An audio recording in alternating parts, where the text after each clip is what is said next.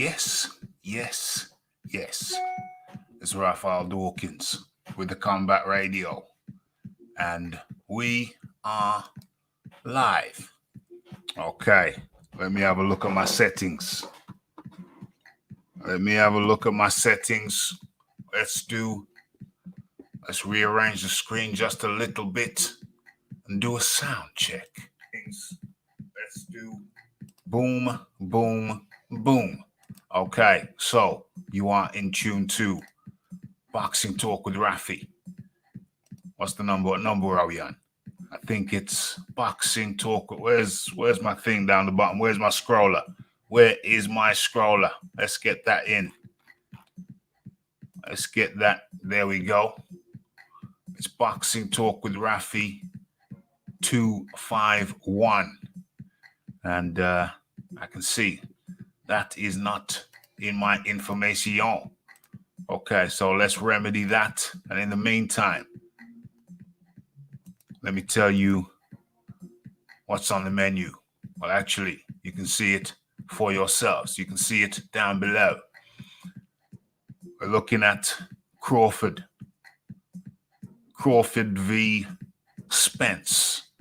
And we're looking at some more stuff, some tantalizing stuff. Okay, so first things first, let me drop the link in the chat. And how rude of me. Anybody who's not been here before, you are in tune to Boxing Talk with Rafi 251. And this is where the good people come to talk boxing related matters and non-boxing related matters. Let me just pin that to the top. Boom, boom, boom. And what's going on here? Okay, let me go over here and let me just tidy something up before we commence. Let people populate the area, and I will do a roll call. But first things first, let's get this vital information in. Vital information that is missing. Where is it? It's missing there too. Dang. That's 2 shows in a row. Forgot to put something in. Let's have a look at this one.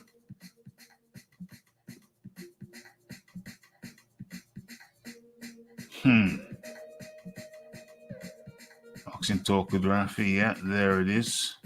Okay.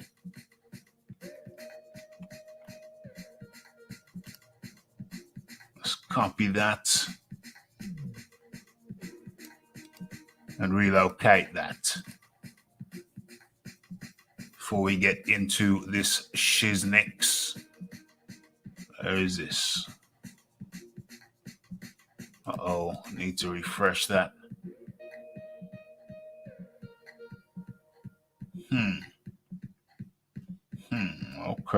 Okay. Where are we?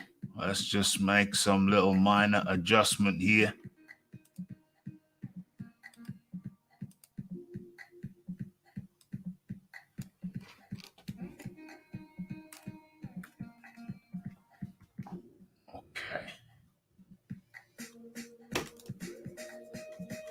Okay. Let's have a look at this thing here.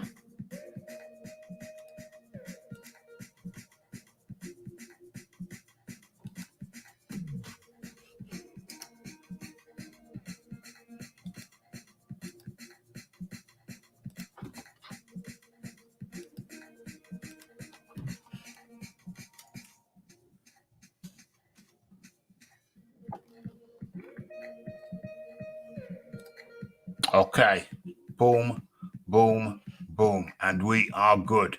Okay, so let's get into it. Let me see. Yeah, okay, let's get into this. Let's stop sharing that. Start sharing this. Where are we?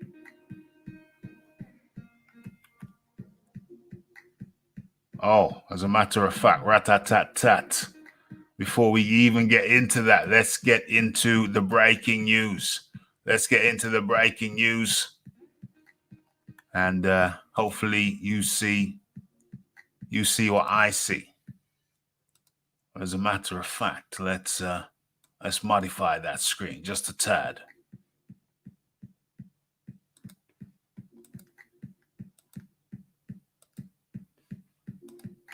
Okay. Boom. Okay, let's go. Okay, so where are we? Gervonta Davis hit with 14 charges for Lambo hit and run, facing major prison time. Okay, so that's not too good there. Cabbage Patch Gervonta Davis. What's that? In some pajamas? What the hell's going on there? Okay, so boxing superstar Gervonta Davis just got sacked with 14 criminal charges stemming from a November 20th hit-and-run crash that injured 4 people, and now he's facing more than 7 years in prison, potentially. OMG. That's not good at all. That is not a good state of affairs. Okay.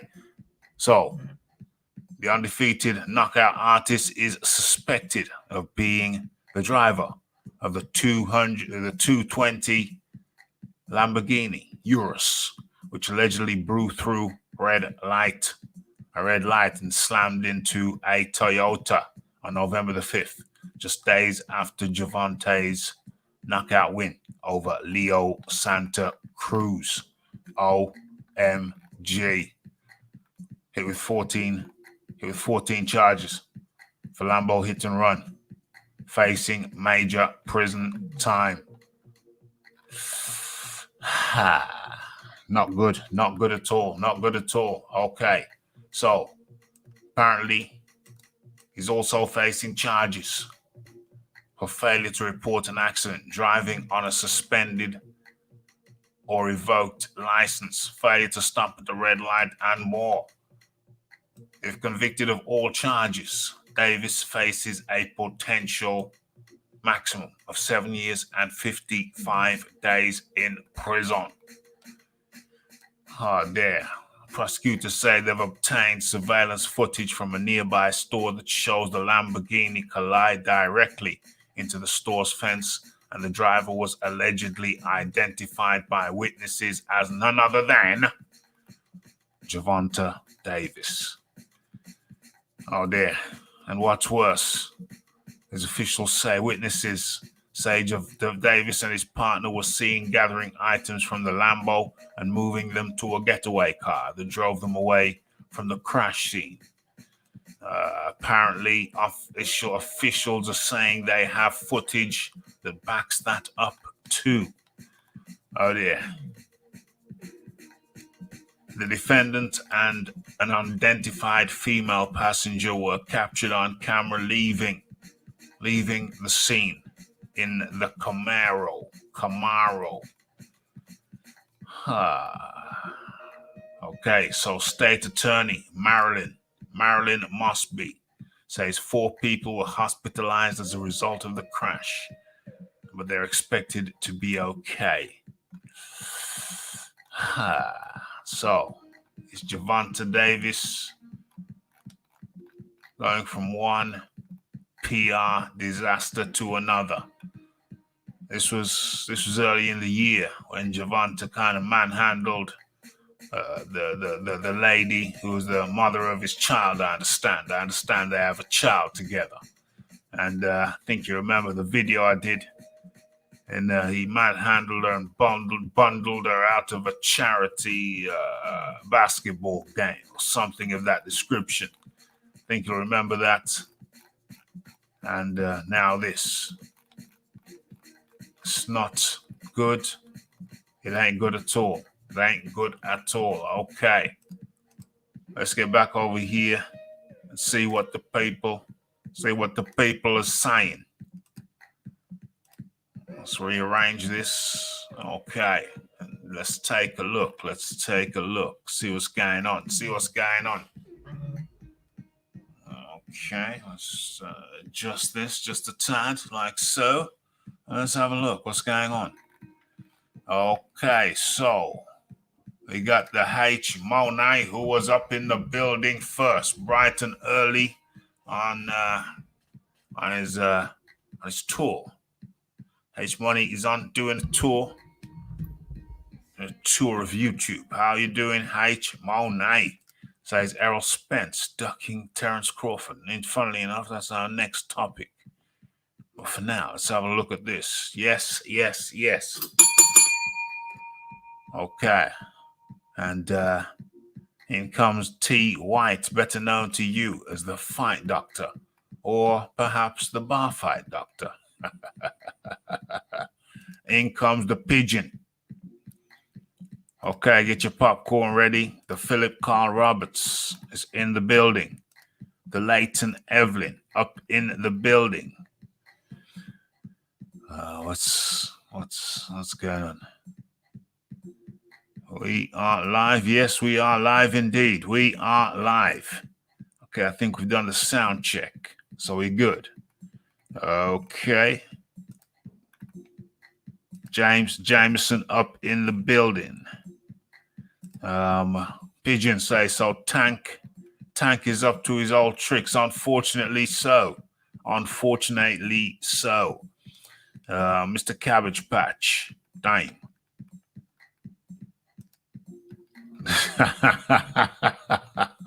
Boxing superstar Tank has done sweet F.A.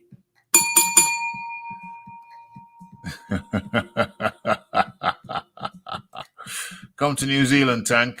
Police will let you off. Don't say that in front of James Jameson. How dare you? Okay. Ain't looking too good for Tank at all. Oh dear. What's this there? No prison. Baltimore police love him. Damn. You gonna get that Joseph Parker treatment? Are they gonna turn a blind eye for him? Is he gonna get that Joseph Parker treatment? The treatment Joseph Parker gets down in Auckland?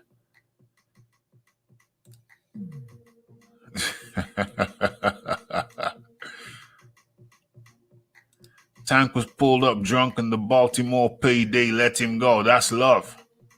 That's love. That's some big love.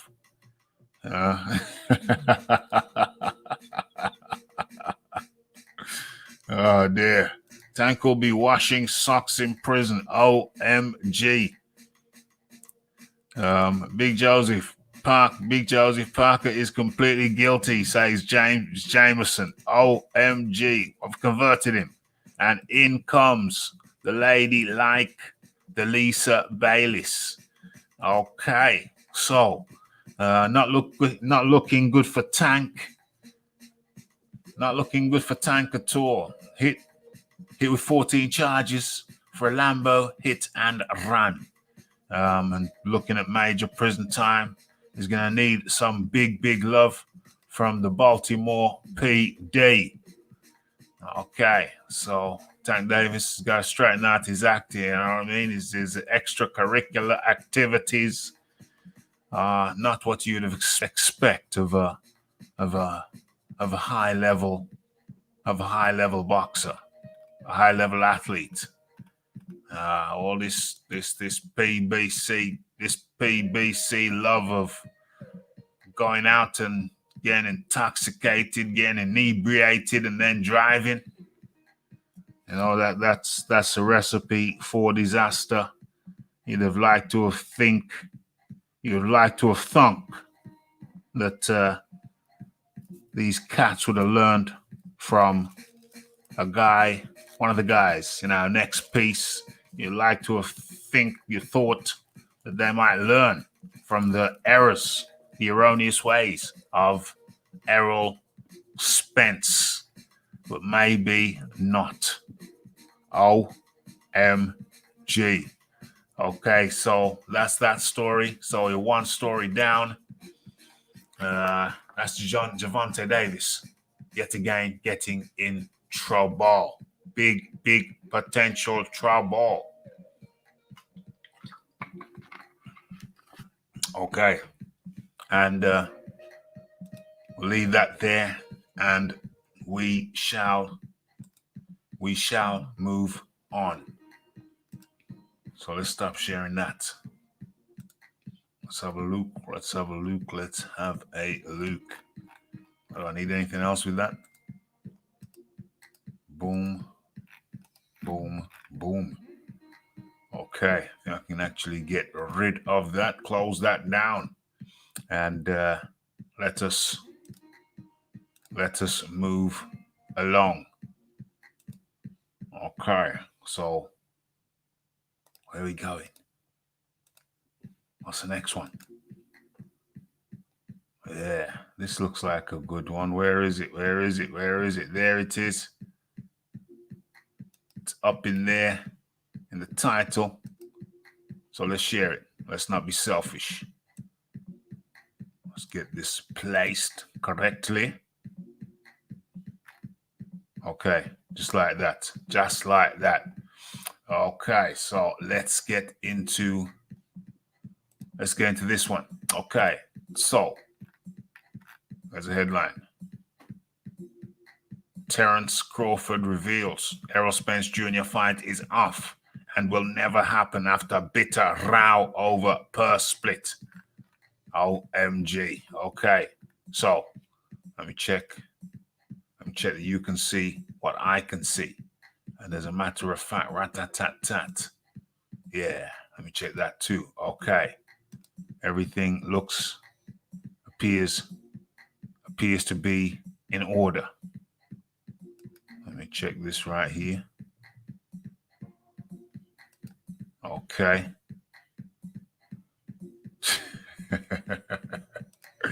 Okay. So, yeah, Terrence Crawford has moved on from a blockbuster fight with Errol Spence Jr., insisting their proposed welterweight title unification bout is behind him. Fans across the world are itching for the pair, 33 and 31 respectively, to share the ring with one another.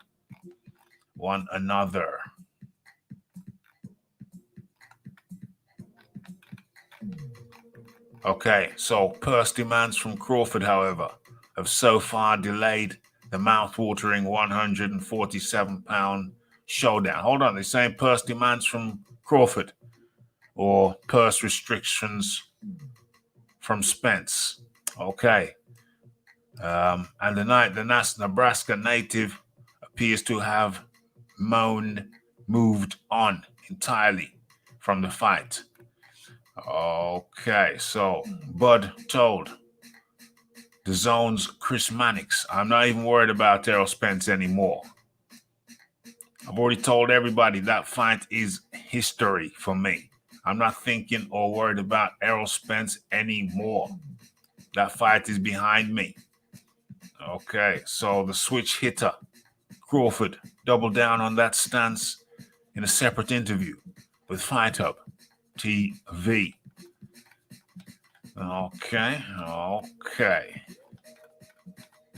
Who would win, Terrence Crawford or Errol Spence? I have to edge it towards Terrence Crawford.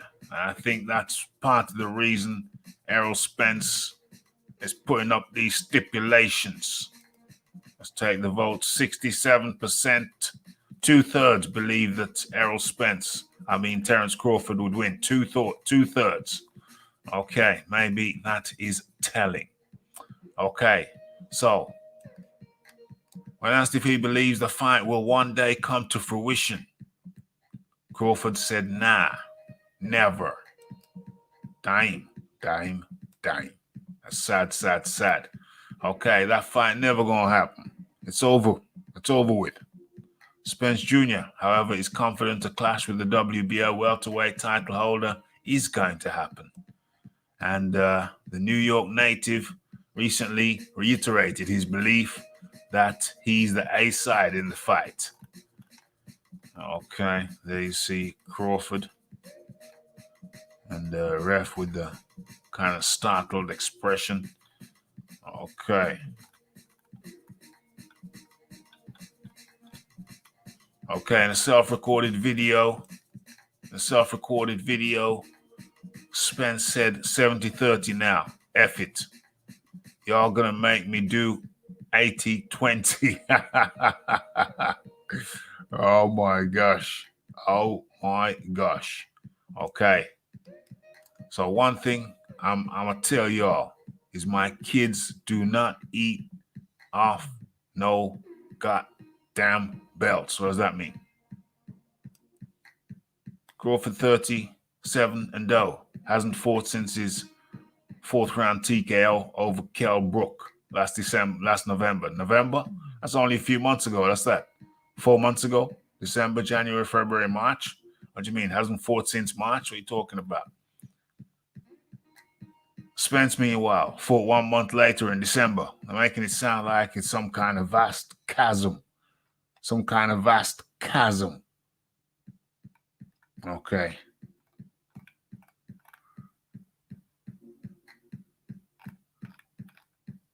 What is that? Oh, is that it? Is that it? Damn, that was a wafer thin. That was a wafer thin article. Okay.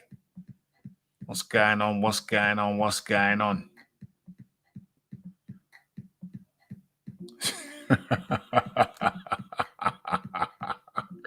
What flies through the air? A pigeon being chased by a hawk or a drunken Errol Spence? OMG.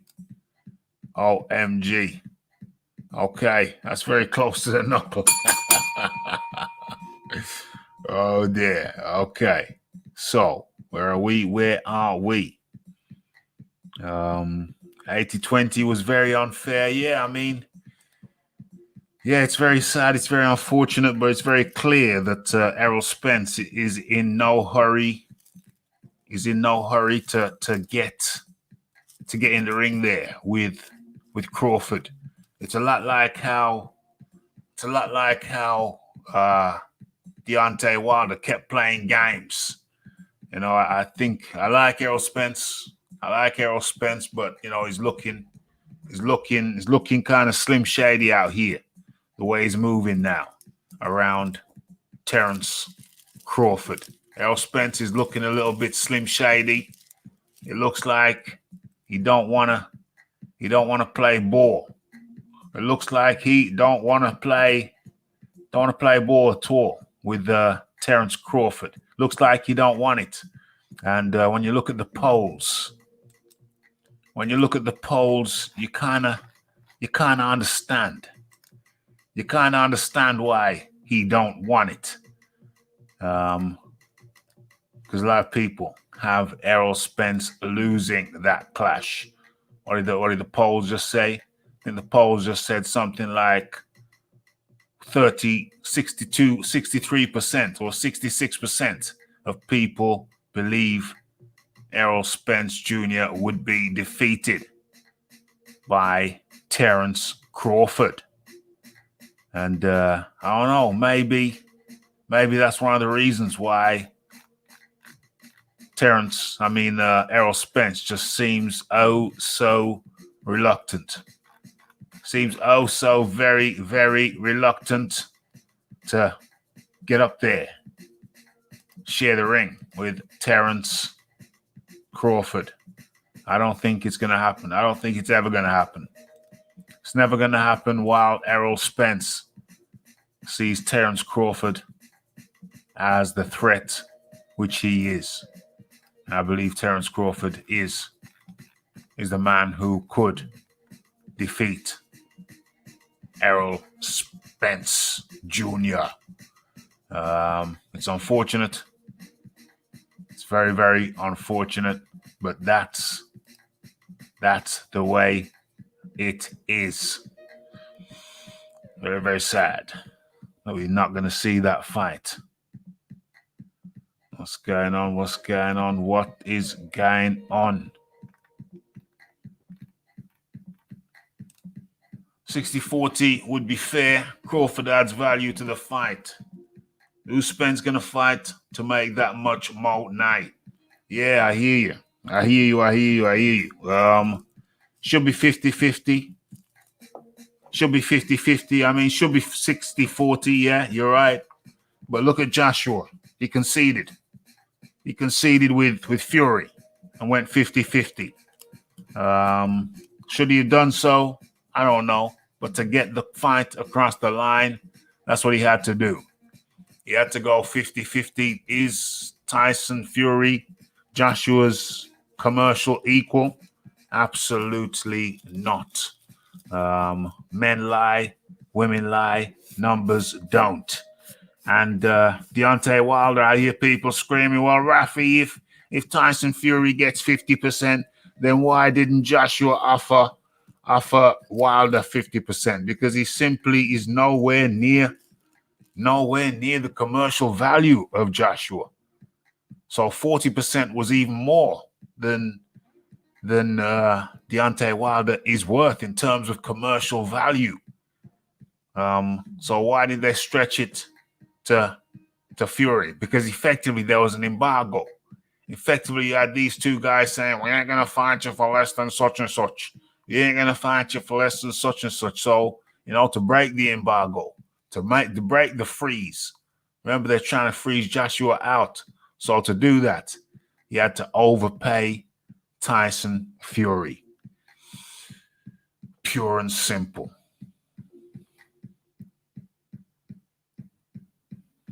Okay, so what's going on? What's going on?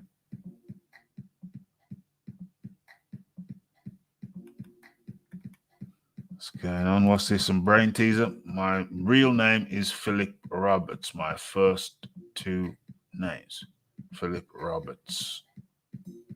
First two names. Okay. Oh no, is that some kind of brain teaser? That's some kind of brain teaser? What's going on? What's going on?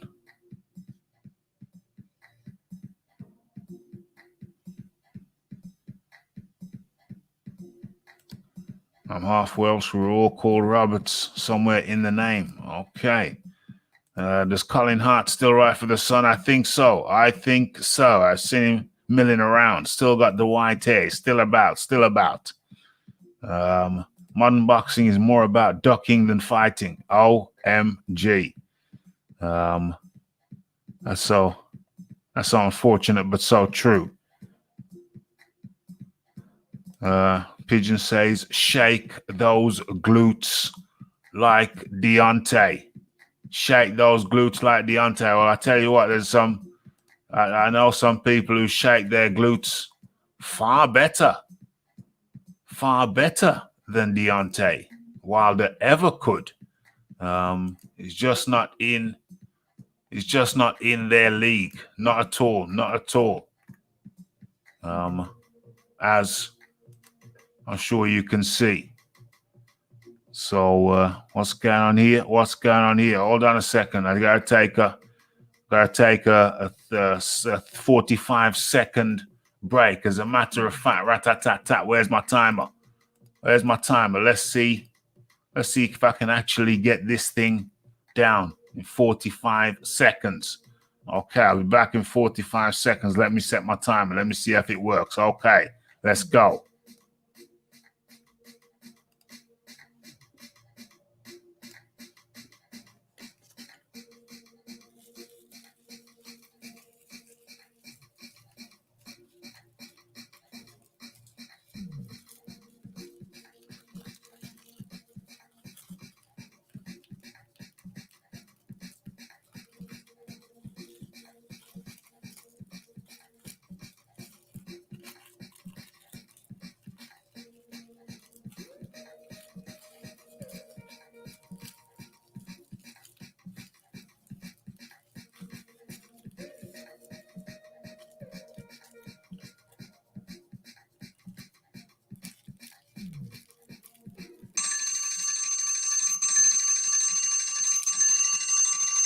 Boom, boom, boom.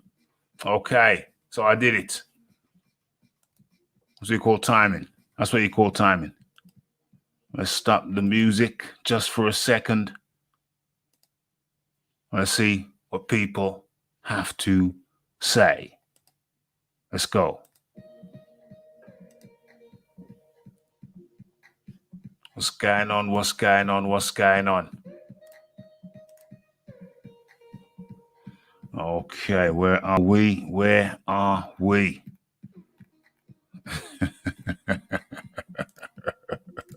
Hello. Okay. Yes, yes, yes. Philip Carl Roberts is rejuvenated. What's that saying? I know people who can shake their gluten better than Deontay Wilder, and they are old women.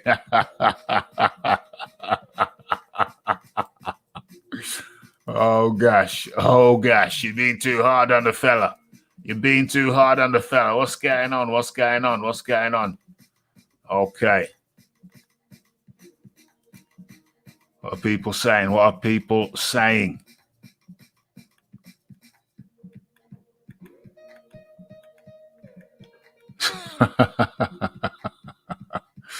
Do you think Tank will be a prison champ? OMG, hey. Well, if he controls his diet, I can see him blowing up. I can see him blowing up on all them carbs in the prison. Coach K up in the building. Yes, yes, yes. What else we got here? Nice video. Lol. Okay. But just like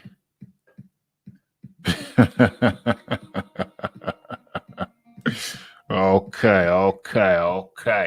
So that was what was the last story we just covered? Yeah. It was the Errol Spence, Terrence Crawford saga. Looks like it's coming to an end. It ain't gonna happen. It just don't look like it gonna happen. And that's just unfortunate. But hey, no point in messing around. No point in messing around. Just move on. Let us just move on. Okay. So that's enough of that. Rat-tat-tat-tat. Let's come out of that. And where are we going next? Where are we going next? Let's have a look. Let's have a share. Boom, boom. Where is it? Oh, there it is. Boom. Okay. So let me just take another 45-second break. I'll be right back with you. What's on the screen?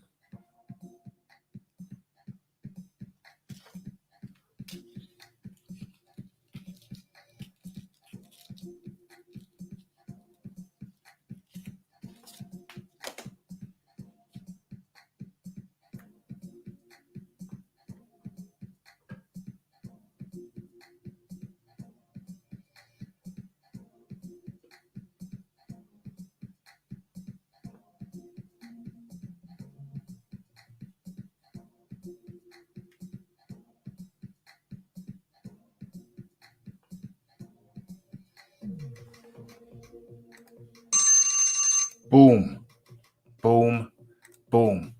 Okay, so let's get into this thing. Okay, so Wallin has spoken. And where are we? Let's have a look. Okay, so Wallin says Joshua has all the tools to beat Fury. Just has to believe in himself more. Okay, so Wallin, a man who fought Tyson Fury, the man who busted his eye, Tyson Fury's eye before the second Deontay Wilder fight, has come out and said, well, some very interesting words. Remember, Wallin has also been a sparring partner for Anthony Joshua. So let's have a look. He's got an inside track. He knows both sides. Busted up Tyson Fury. Lost to him over 12 rounds.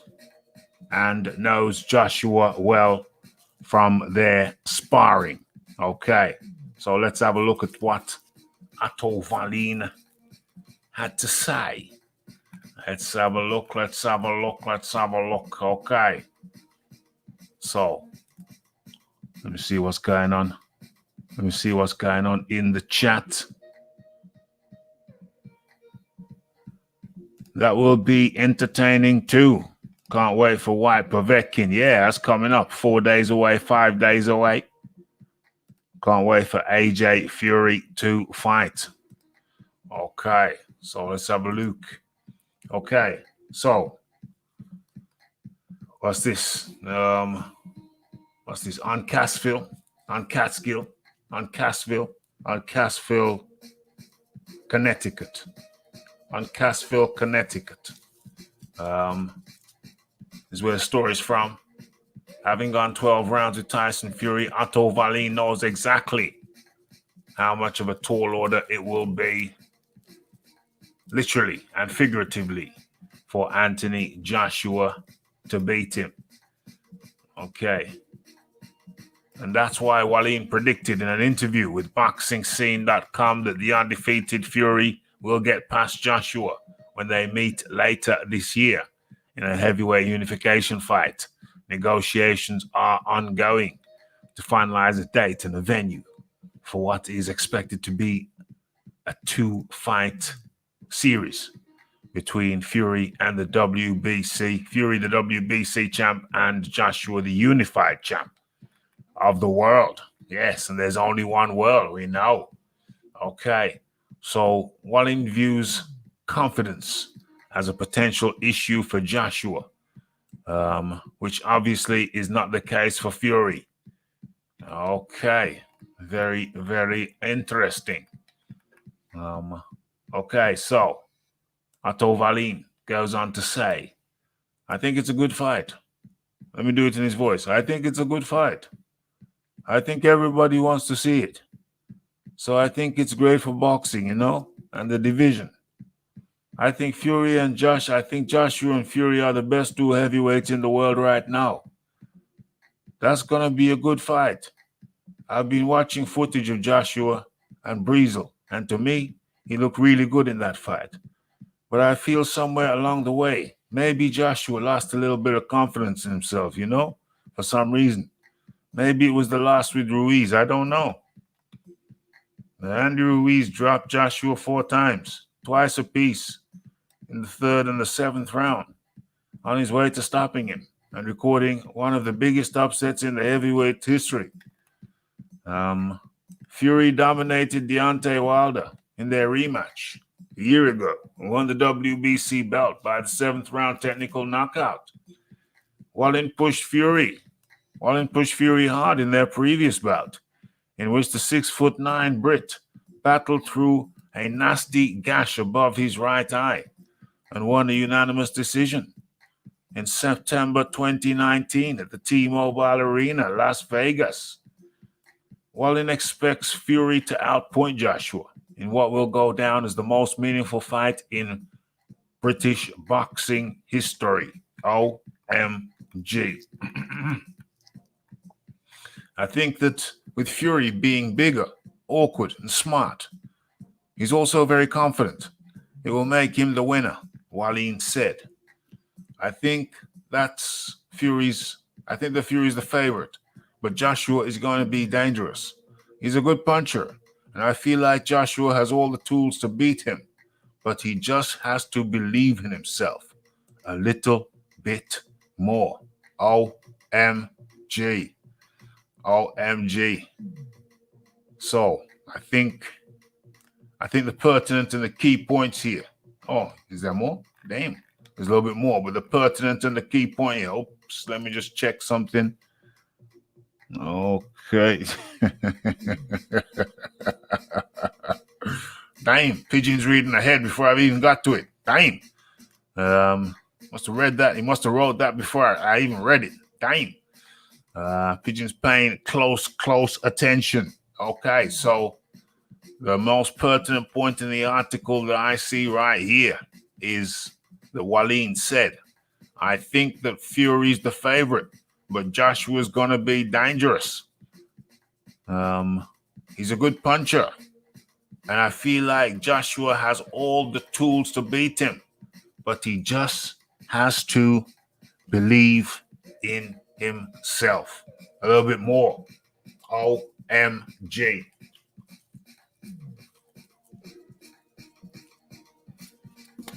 Self-belief. So I'm leaving that on the screen.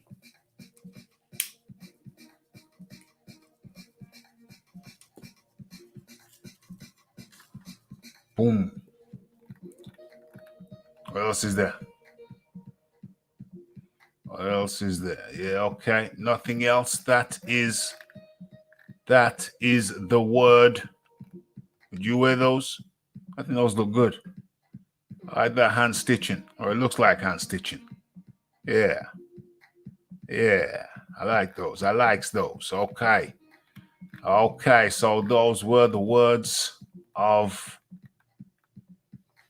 Otto Wallin, the Swedish Nightmare.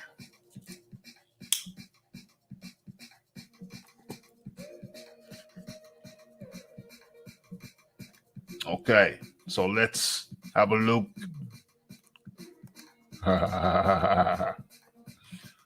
Morecambe and White. That's funny. Yeah, I miss my Laurel and Hardy. Okay, so let me take a swig of this drink, non-alcoholic beverage.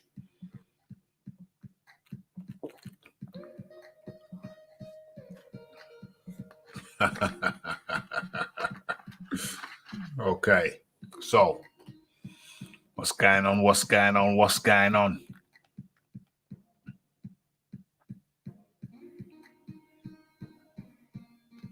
Yeah, good idea. Smash that like button. You are in tune to Boxing Talk with Rafi 251. If you're enjoying it, hit that like button, hit that subscribe button, hit that share button, hit all of the good buttons. And for those of you who missed, the interview, those of you who missed my interview with Xavier Miller last week. Last week, what am I talking about last week? We're talking about Sunday. For those of you who missed my interview with Xavier Miller on Sunday, yeah, feel free to go back and check it out.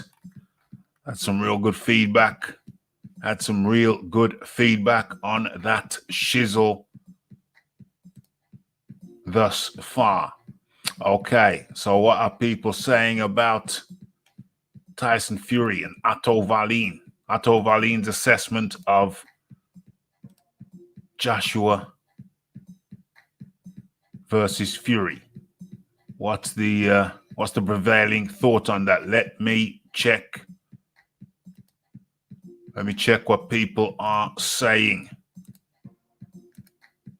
Boom, boom, boom. Okay, let's have a look. Yeah, smash that like button for sure.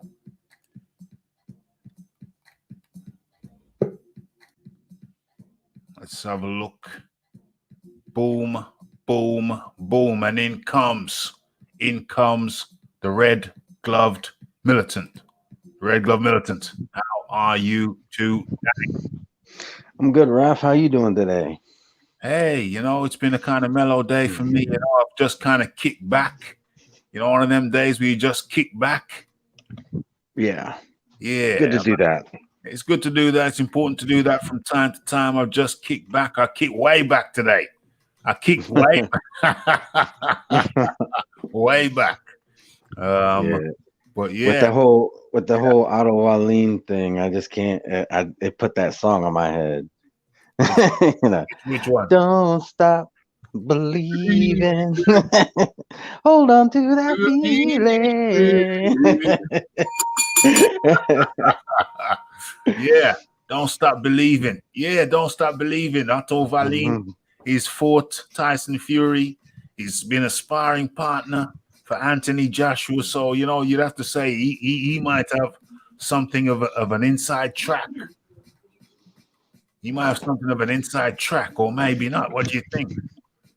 Yeah, I would say, his what he has to say about the matter is something to take in consideration. It's kind of like what was that? I forget his first name. Boone. I know his last name was Boone, the one who fought Andre Ward and Kovalev. Andre You Ward. know, Yeah. I can't remember his first name right now, but people were talking about what he had to say about them. And it's not to say what he thinks is what's going to happen. It's just it's something to consider. Yeah. It is something to consider. What's that guy? I'm looking for that guy's name. What's his name? Can't find him. Okay, yeah, something to consider. Was it Darnell Boone or I'm looking. Nathan Boone? Daryl? I'm looking in the chat. I'm looking through the records.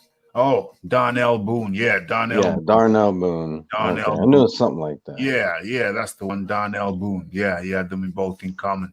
It's interesting. I find what Otto Wallin had to say.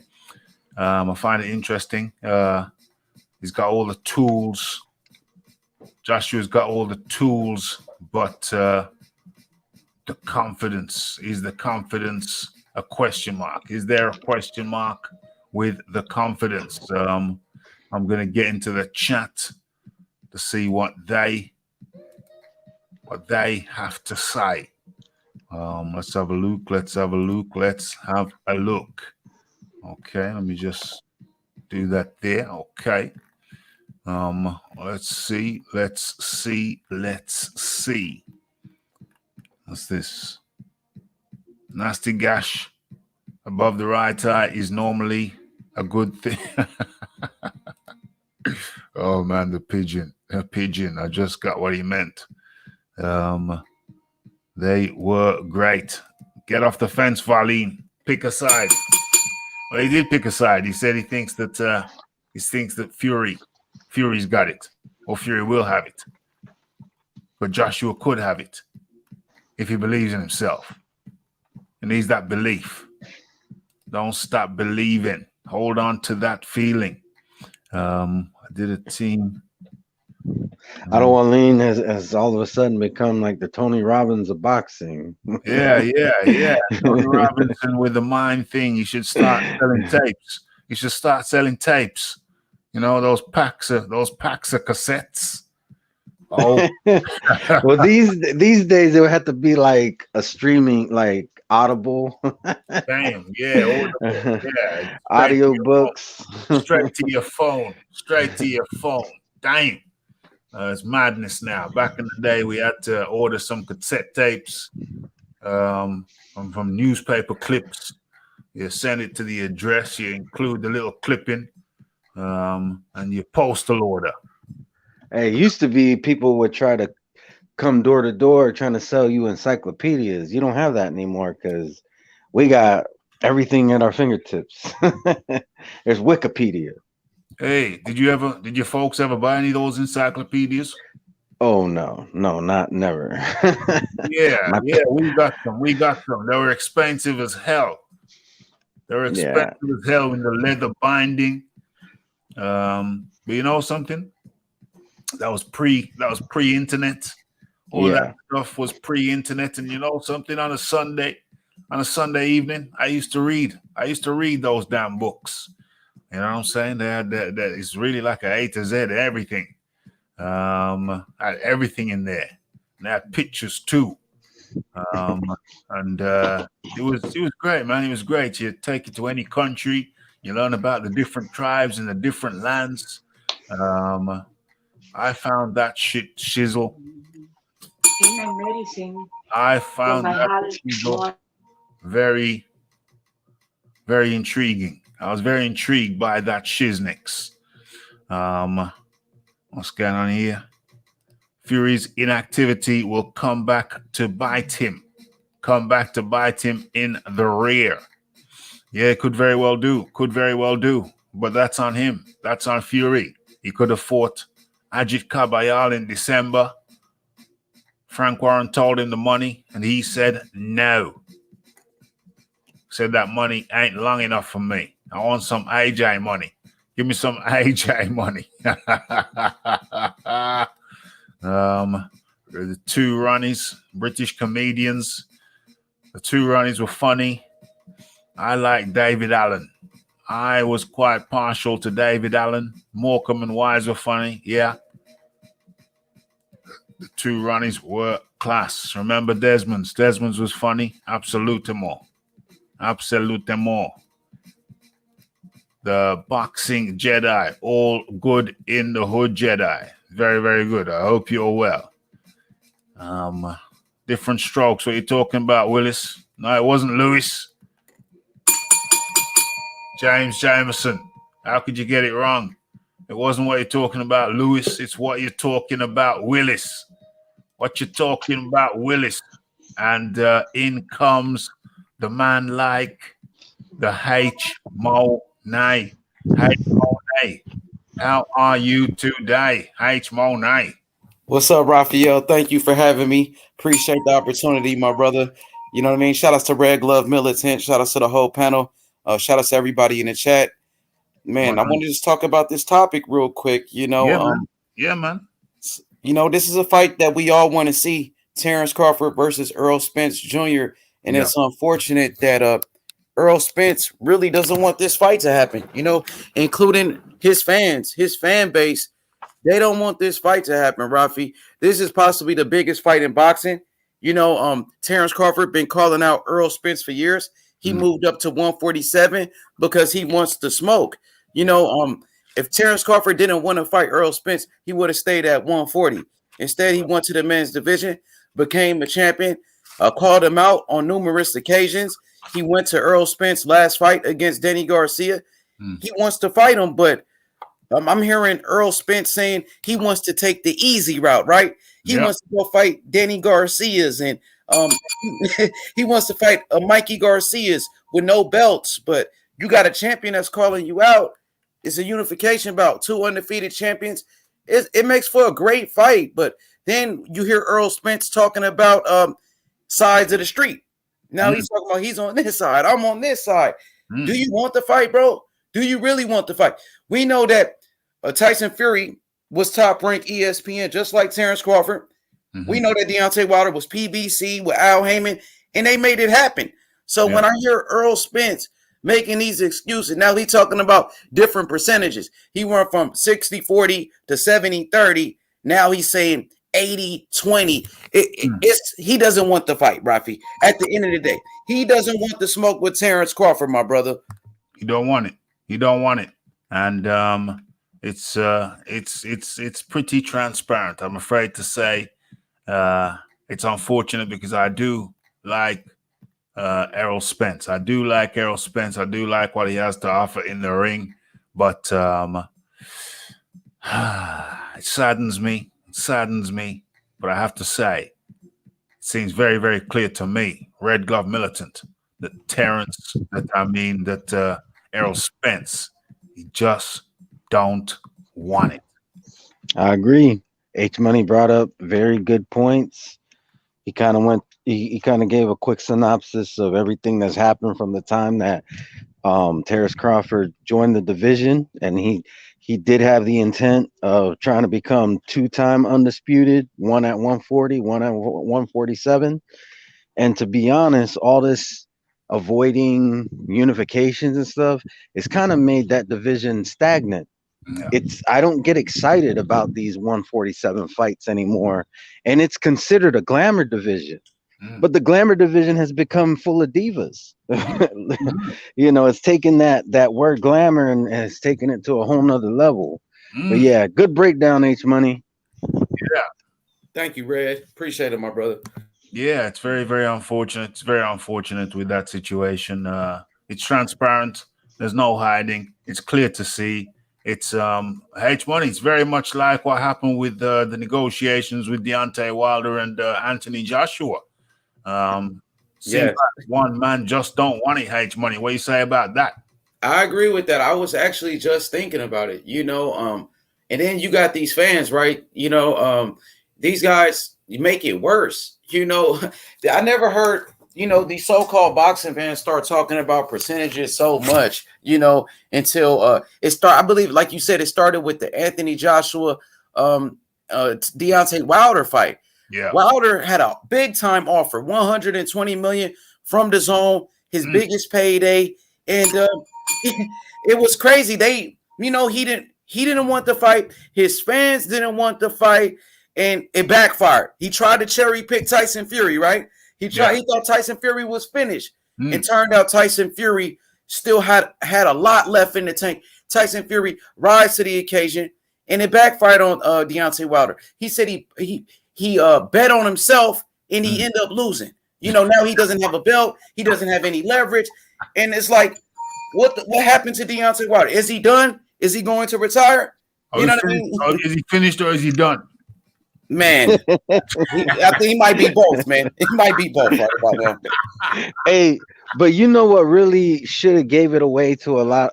Like, I don't know how you could be this delusional, right? Okay, when they offered him $20 million to fight Brazil, and then fight AJ after, and he turned that down and still fought Brazil, but for like what, $3-4 million, $5 million tops. They tried to inflate it and say that Showtime matched the Zone, which is total and utterly caca. Yeah, they didn't pay him nowhere near no $20 million. Where the hell did they pull that from? Who's asked them to pull that $20 million from? I don't know, man. I don't know where they got that. But to me, if you around with 20 million stuffed up their ass. To me, if you saw that situation and you still didn't feel like or you were still saying he wasn't ducking that fight, then you either had to be blind or you just have an agenda. One of the two. Or agenda driven, so agenda driven that you can't see what's blatantly in front of your eyes. That's utterly crazy. Utterly crazy.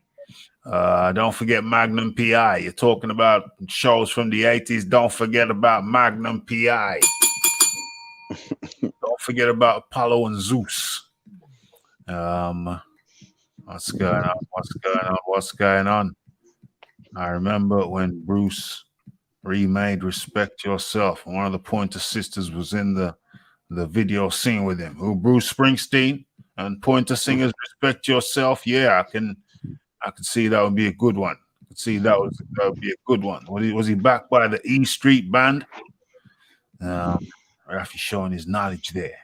Rafi just a little bit of knowledge there. Okay. So what else do we have in here? Magnum, PI, Higgins, Apollo, Zeus, and all the lovely ladies who came by to stay in the guest house. Okay, so what else was there? So we talked about the Terrence Spence. Okay, H Money is here, so we got to get his views on the Otto Wallin. Did you hear what Otto Wallin had to say, H Money? Yeah, I seen him on Instagram with his promoter, Salita. And are you talking about that interview? Well, what I'm talking about is that he came out with an interview today. Where is it? What was the headline? There he is. And he said, Wallin, Joshua has all the tools to beat Fury. He just has to believe in himself more. And the key point of the interview was Wallin said, I think that Fury is the favorite, but Joshua is going to be dangerous. He's a good puncher, and I feel like Joshua has all the tools to beat him, but he just has to believe in himself a little more. Well, that's a fair assessment, to be honest with you. I do favor Tyson Fury, just like Otto Wallin. He favors Tyson Fury as well. And I think he did another interview where he said maybe it's the same interview. He said he picks Tyson Fury to win. But he is right when he says Anthony Joshua, you know, he has all the tools. Anthony Joshua can box. Anthony Joshua is a devastating puncher. He's a great finisher when he has somebody hurt. But me personally, I favor Tyson Fury, my brother, to be honest with you, man. You know, speak on it. Yeah. That's what we do over here. It's just about Tyson. honesty. There's no agenda. You just say what you feel. Yes, sir. Tyson Fury has tremendous heart. And to go with his skills. Now, you talk about his skill set. He's a master boxer. Tyson Fury is a superior boxer. The history of his family. Tyson Fury comes from a lineage of fighters. 200 for 200 years, the Furies have been fighting. Bare knuckle fighters, his brother, his cousins, they are all fighters. I would say Tyson Fury is more of a natural fighter. You know what I mean? He has natural instincts. Tyson Fury is a better boxer than Anthony Joshua. Tyson Fury showed us that he has more heart than Anthony Joshua, right? You know what I mean? Tyson Fury showed us that if he gets knocked down, he'll get back up, even against the biggest puncher in Deontay Wilder. You know, Tyson Fury got back up and he won. He won those fights. Tyson Fury, he beat Klitschko when Klitschko was on top of the game, when Klitschko was the champion. You know what I mean? And Tyson Fury performs at a high level when he goes against the best opposition. Mentally, Tyson Fury is stronger than Anthony Joshua. We seen how he beat Deontay Wilder. Physically, he destroyed him mentally. And like I said, his movement in the ring, his footwork, you know, Tyson Fury could switch to southpaw. He could box you any type of way. He could fight on the inside. Tyson Fury can he can bang. Tyson Fury can do it all, bro. So right now, I got a favorite Tyson Fury, to be honest. I like Anthony Joshua, but Fury is the best, bro. He cannot beat Tyson Fury. Dame. H Money bringing that heat on a Tuesday night on Boxing Talk with Rafi. Well, so let me give my take on the same question. Let me give my take on the same question. Okay, so there is a perception that Tyson Fury is mentally stronger than Anthony Joshua. I would like to Falcon punch that. I'm gonna have to Falcon punch that. Okay, so Tyson Fury, when he had his hiccup with the PED failed PED tests with the British Boxing Board of Control, he went off the rails for damn near 2 years. When Anthony Joshua had his hiccup, he headed back to the gym and came back and corrected his mistake 6 months later. And so when people say that Tyson Fury is the stronger mentally, I point them in the direction of how they responded to in their darkest hour. In the darkest hour, Anthony Joshua went straight back to the gym. Tyson Fury, on the other hand, went AWOL to the crack house, to the beer house, to the curry house, and to the whorehouse.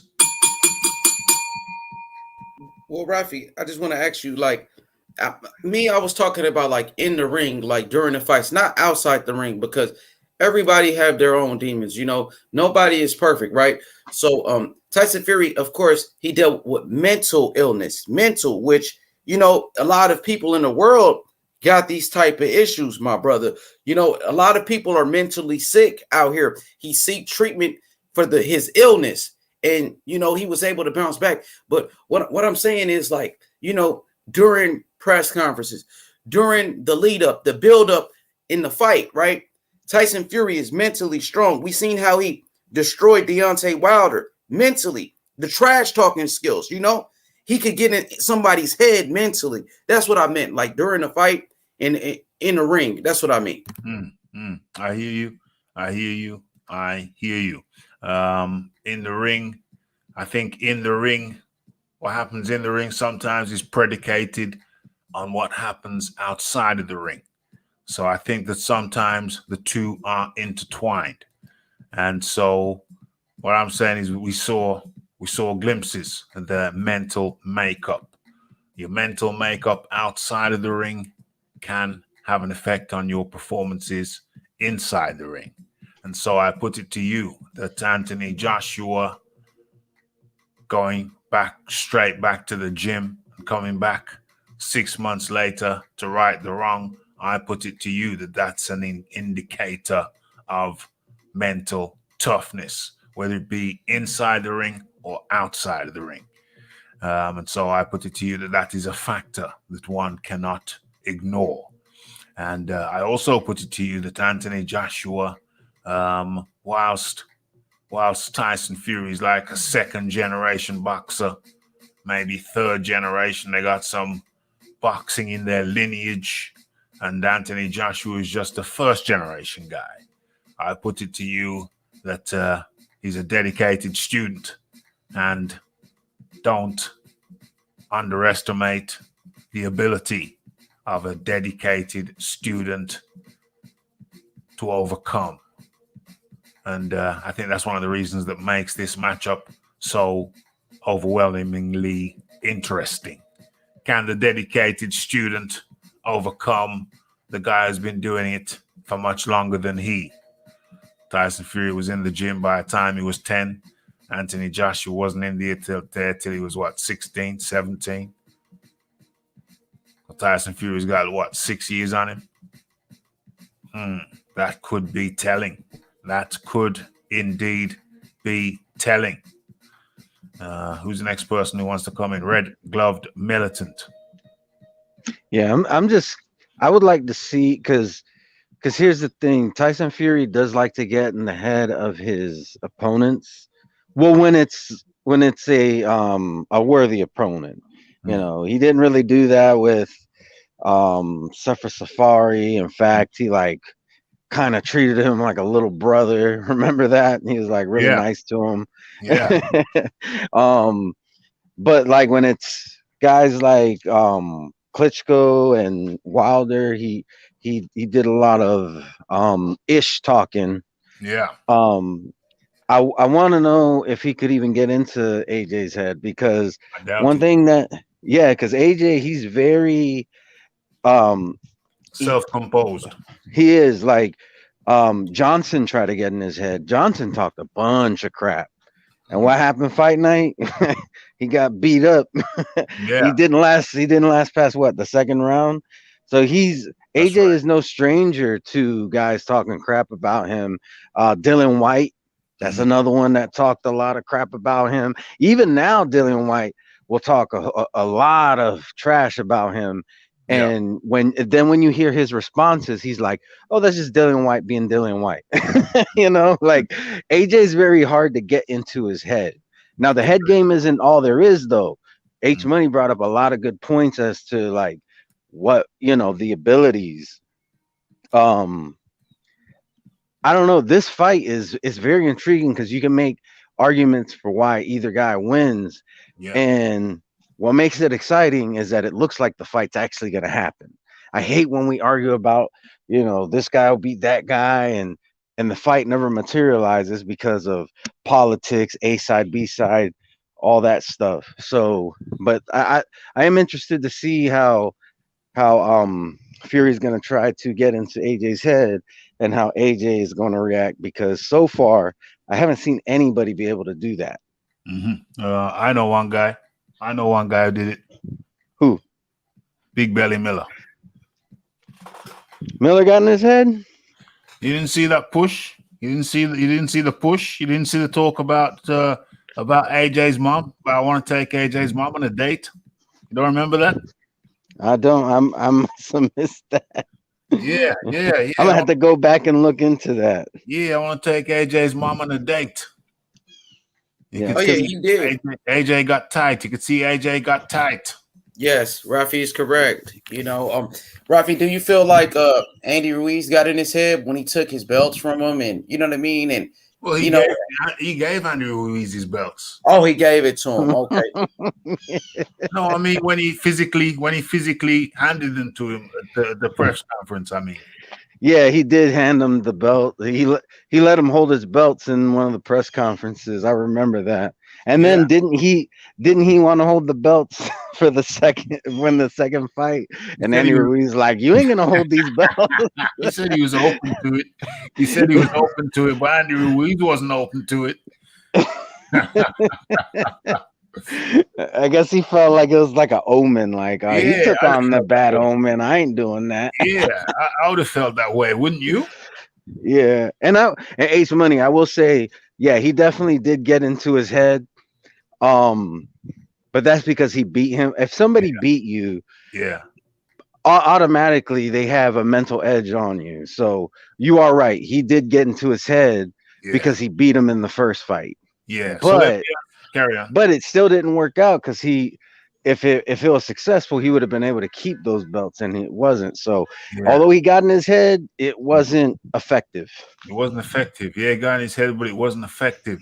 And maybe something got into Ruiz's head because he came in like a fat slab second time around. H-Mo-9. Yeah, he did. We seen that happen before though, Rafi, when somebody scored a big upset and they couldn't handle the fame. We seen that with Buster Douglas. He knocked out Mike Tyson and then he came back overweight when he fought against Evander Holyfield, and Holyfield knocked him out, so but right now Andy Ruiz is definitely rededicated himself to the sport of boxing. Andy Ruiz, he's in tremendous shape right now. He lost a lot of weight, and I seen Andy Ruiz call out Wilder, so Andy, he's showing us that he's ready to go. Andy, he's mentally strong, back in the ring. He didn't make no excuses when he lost to Anthony Joshua. He's in the gym working, unlike Deontay Wilder, who's out here twerking. I'm playing.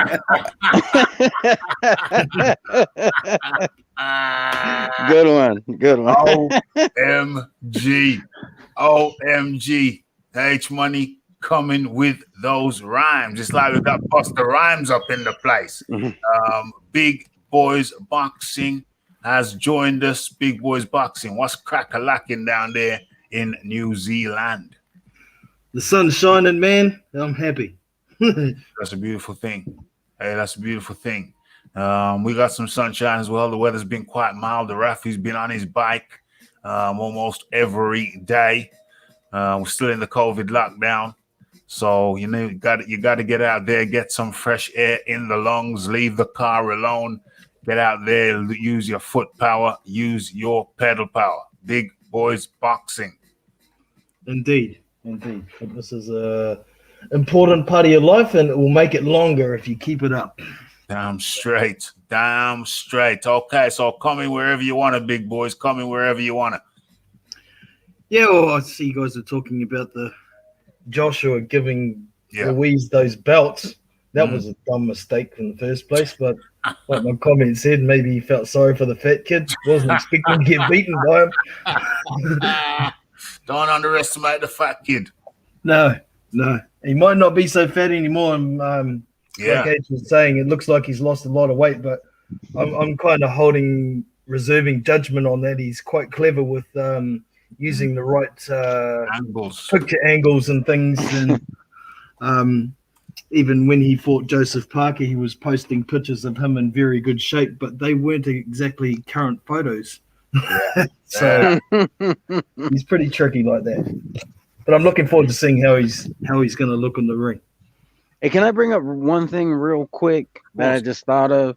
One thing is also we also have to take into account, and this might just be me being an AJ fan, but Fury also has never defended, and in recent weeks he's sounded very doubtful that the fight would even happen, while everybody else involved is saying, "Oh, this fight's basically done."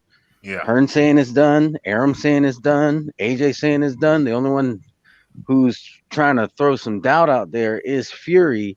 Now, there could be Fury trying to play mind games too, but at the same time, when he got to the top of the mountain the first time, that is when he had his breakdown, and he's kind of on the top of the mountain right now. And then we've seen how AJ has been at the top of the mountain and hit rock bottom. And, you know, I would say he probably does believe in himself, going back to the Wallin thing. It's just he's taking that humble and hungry approach. So I think mentally, I think AJ is right where he needs to be. Fury, I'm not saying he is or isn't.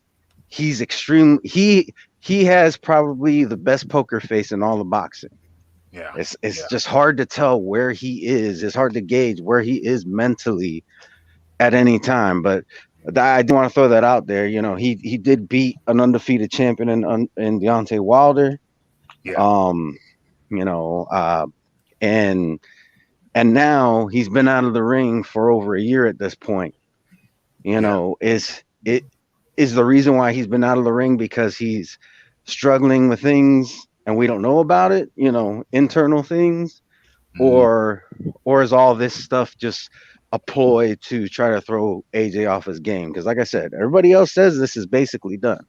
But I'm gonna go ahead and jump off because I'm at 7% on my phone. But it was nice chatting with you, Raph. 100. H Money, Big Boys Boxing. I wish I could stay on longer to chat with you some more, but please hit that like button, hit that subscribe button. Check out all the channels that are on the panel right now.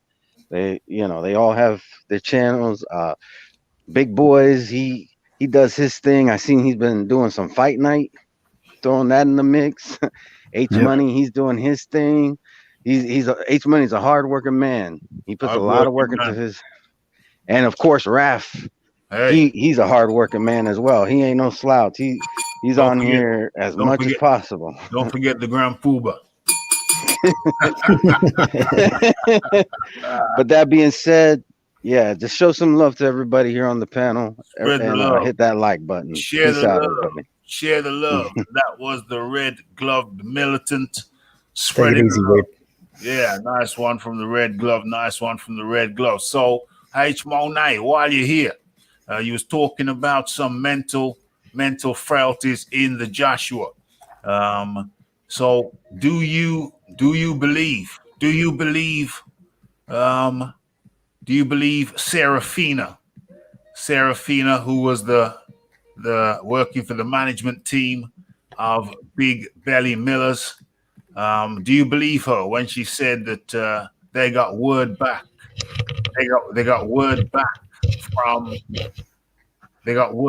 from camp that Joshua was concussed just prior to the fight. Do you believe that? Yeah, I do believe it. You know, how's my audio, Raphael? I'm good? Yeah, man, you're good. It's good. Okay, yeah, I believe Serafina. I talked to her a couple of times. I think she works with Devin Haney as well. So I believe her. You know, we heard that Anthony Joshua, he got dropped in sparring against I believe Delco, right? Wasn't it Delco? Delco, yeah. Delco. Yeah. You know, so I believe it's possible. Anything can happen during sparring, you know. Yeah. To answer that question, yes. But I'm sorry, my brother, because I missed out a key point. Now, you know, I questioned the heart of Anthony Joshua because we've seen in that fight with Andy Ruiz where, you know, some people believe that he quit in that fight. You know, he spit out his mouthpiece, and I never seen Tyson Fury do anything like that. I never seen any type of quit in Tyson Fury, you know. So that's why I give Tyson Fury the advantage in when it comes to who has the bigger heart. I give Tyson Fury that advantage. I think he has more heart than AJ. And now mental, right? Back to the mental real quick.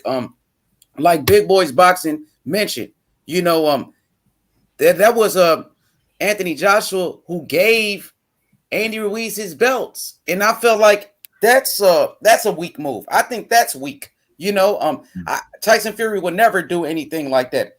Tyson Fury, I think, you know, is mentally stronger. You know, AJ, like he said, Big Baby Miller was able to get in AJ's head, and Tyson Fury is the best at talking trash. So if Big Baby was able to get in your head, I know Tyson Fury will be able to do the same thing. Big Boys Boxing. Do you believe that Joshua is concussed and will Tyson, and is Anthony Joshua a quitter? Well, I don't think Anthony Joshua was a quitter for starters. If he was concussed prior to that fight, then some blame can be laid on him getting caught. But at the same time, he shouldn't have been cleared to fight if he was concussed. He's supposed to be, was it 28 days at least? You're not allowed in the ring after you're concussed. Yeah. So if that was the case, then somebody should be going to court and getting charged or something.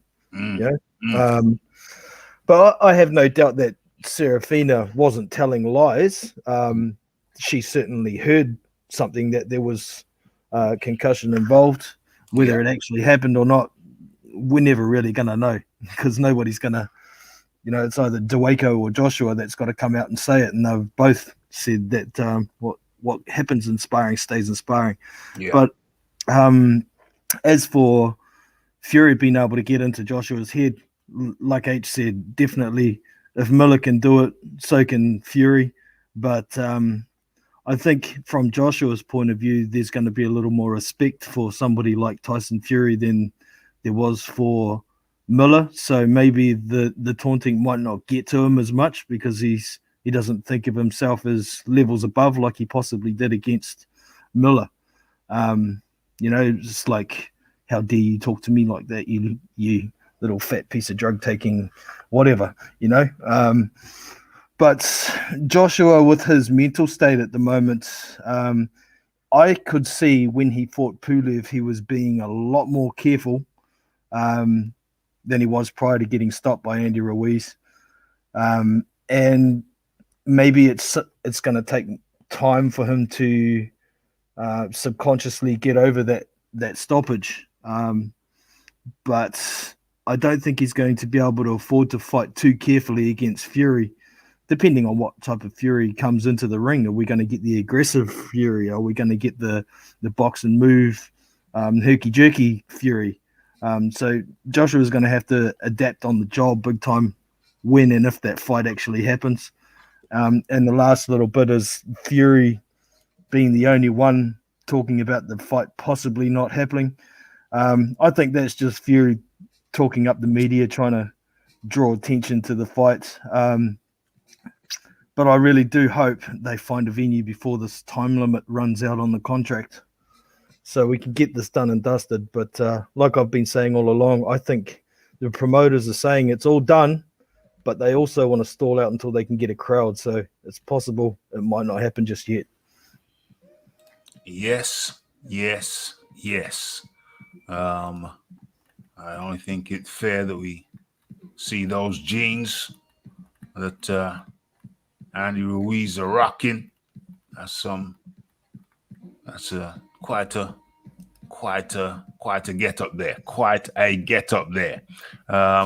So is Anthony Joshua mentally? Has he got some quit in him? Has he got some quit in him? Well, I believe Serafina when she said that Joshua was concussed. I believe that most people, when they saw Joshua in the ring, said that, whoa, something's wrong here. I believe he was concussed. And when you're concussed and you're in the ring like that, it's a dangerous situation. You're hazy. You're not quite sharp. You're not there with it. I think Anthony Joshua made it out there. He got to his feet. The referee felt that it was over. The referee called the fight, and you can die when you fight concussed. I can't remember that guy. Michael Bent. Michael Bent fought Herbie Hyde, concussed, and after the fight, spent 2 weeks in a coma. That's the dangers of fighting concussed. So Anthony Joshua's got the referee to thank. It could have been a career-ending decision to fight concussed, but he made it through. Are there any mental scars left? Maybe there are. Let's say there are some mental scars left. Let's say there are. He's been working through them. Ruiz 2. Got on his toes and won. Kubrat Pulev.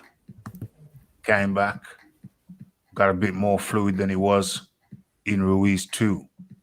So if there was any mental scarring, I put it to you, members of the jury. Anthony Joshua is healing nicely. H Monai. Yes, say Rafi, if he does have any mental scars left, Tyson Fury is the guy to expose them. Tyson Fury is the type of guy. If there's anything wrong with you, Tyson Fury is the guy that's going to bring it out. If he doesn't have any heart, we're going to find out in this fight with Tyson Fury. If he's made his adjustments all the way, we will find out when he goes against Tyson Fury. Tyson Fury will bring the best and the worst out of Anthony Joshua. Now, we saying, does he still have any quit in him? Or did he have quit in him? He did spit his mouthpiece out, Rafi. He did turn his back to the referee. You know, it looked like he didn't want to be in there, and that's why the referee actually stopped that fight, you know. So, like I said, Tyson Fury he's a master in mind games. He's a master at it, bro. So, Tyson Fury, bro, is going to be ready. I know Tyson Fury is going to be ready. Tyson Fury currently the only undefeated champion in the sport of boxing. The only man to have every belt from the IBF, IBO, WBA, WBC, WBO. He had every belt. Ring Magazine, lineal champion.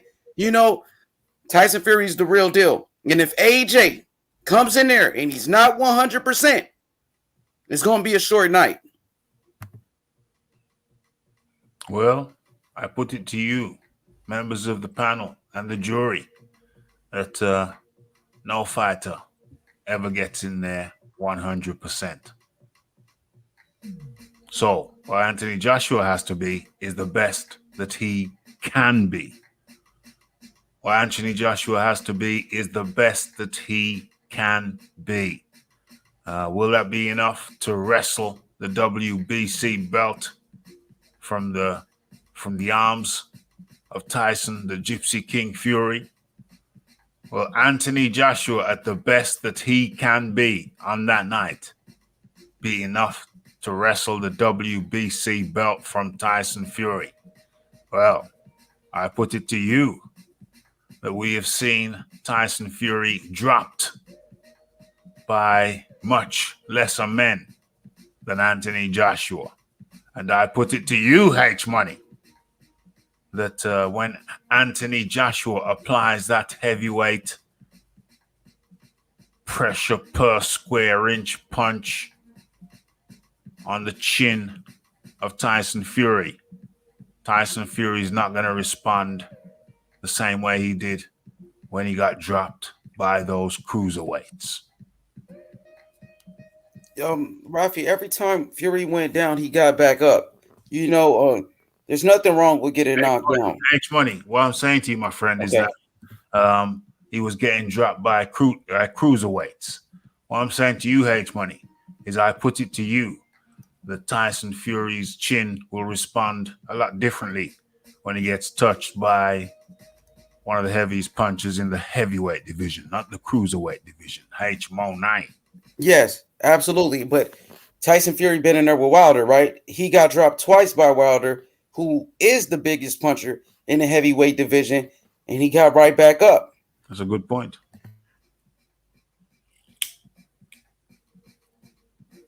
You know, Fury just got tremendous heart, my brother. And Fury has a great chin. He might get knocked down, but he always gets back up. And yep, go ahead. I'm sorry. That's a good point. Big boys boxing. Yeah, Tyson Fury, born and bred gypsy fighter. So unless he's sparkoed, he's going to get up every single time. And we're not going to see him spit out his mouthguard and turn his back to get out of a fight, whether he's concussed or not. I don't think that's in him. As for Joshua, if he gets caught big early in this fight, gets put down in, say, the third round, I have my doubts if he can recover, not just physically, mentally. But Joshua on his best day in the ring certainly can beat Fury, in my opinion. I think he does hit harder. I think he's... How do I put this? he gets his head off the line and shoots straight down the line a lot better than Tyson Fury does. Fury's punches are a lot wider most of the time. There is a lot more of them though for Fury, so there's a lot of pros and cons to each guy. But I do think if Fury can land something damaging on Joshua within the first half of the fight, it could open up those mental scars that we're talking about. And depending how badly hurt he is, he could end up doing the similar sort of thing. But fingers crossed he doesn't. Fingers crossed his mental scars are healed enough for him to be confident enough to do what he needs to do. Well, Joshua did come back against Vladimir Klitschko, a much heavier hitter than Tyson Fury. He came back. Yeah, but Klitschko was towards the end of his career, and he wasn't a champion right at that time. And Klitschko was coming off a long layoff, so that wasn't the same Vladimir Klitschko. But even in that fight, Joshua did show us heart. He showed us heart. He got back up, kept fighting. But Klitschko wasn't the same Klitschko. If Klitschko was, in his prime, I think Klitschko would have finished him off at that point. That's the best Klitschko. The counter argument to that is that's the best Klitschko we've seen in years. Agreed. But and also, he wasn't coming off a 2-year layoff because he had 2 training camps. No, but that was his first fight. I think since the Tyson Fury fight. Is that correct? But he had 2 training camps during that layoff for Fury. That's not real ring time, though, is it? It's like saying it's not real ring time, but he wasn't sitting on the couch for 2 years, though, is what I'm saying. No. And it wasn't 2 years. Vladimir Klitschko hasn't sat on the couch doing nothing for 30 years, man. He's a gym rat. Yeah. So to say he wasn't 2 years, it was 18 months, but to say he was out, he wasn't doing anything for 2 years, is misleading because he had 2 training camps, at least 2 partial training camps. So he was active during that 18-month period, H1A. Well, Rafi, could you pull up the comment from Cristiano NWO where he says Tyson Fury is he says a version of Muhammad Ali, elusive. I'm looking for it.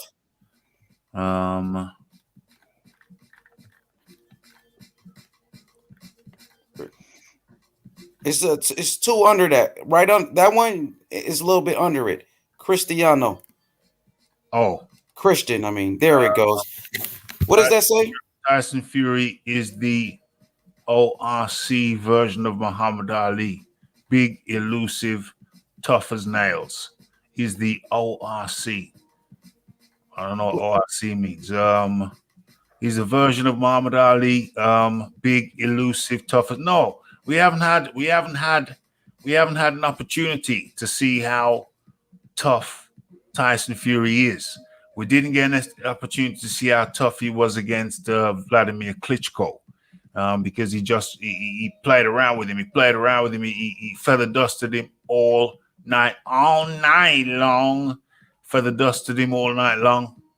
Hit him with the tickle stick, changed angles, changed directions. That was a lot of things, but I don't call that a fight. So we haven't had the opportunity to see. We've had the opportunity to see how tough Muhammad Ali was. We had the opportunity to see how tough he was when he got his jaw broke against Joe Frazier. We had the opportunity to see how tough he was against George Foreman, taking a hell of a shellacking. We had an opportunity to see how tough he was against Ken Norton and other guys. He fought horribly how tough he was against what's his name, Larry Holmes, although that was a horrible thing to witness. So we have not had any opportunity to see how tough Tyson Fury is. And here's the funny thing. When Joshua applies the pressure, because remember, Fury's been fighting the Pianettas of this world.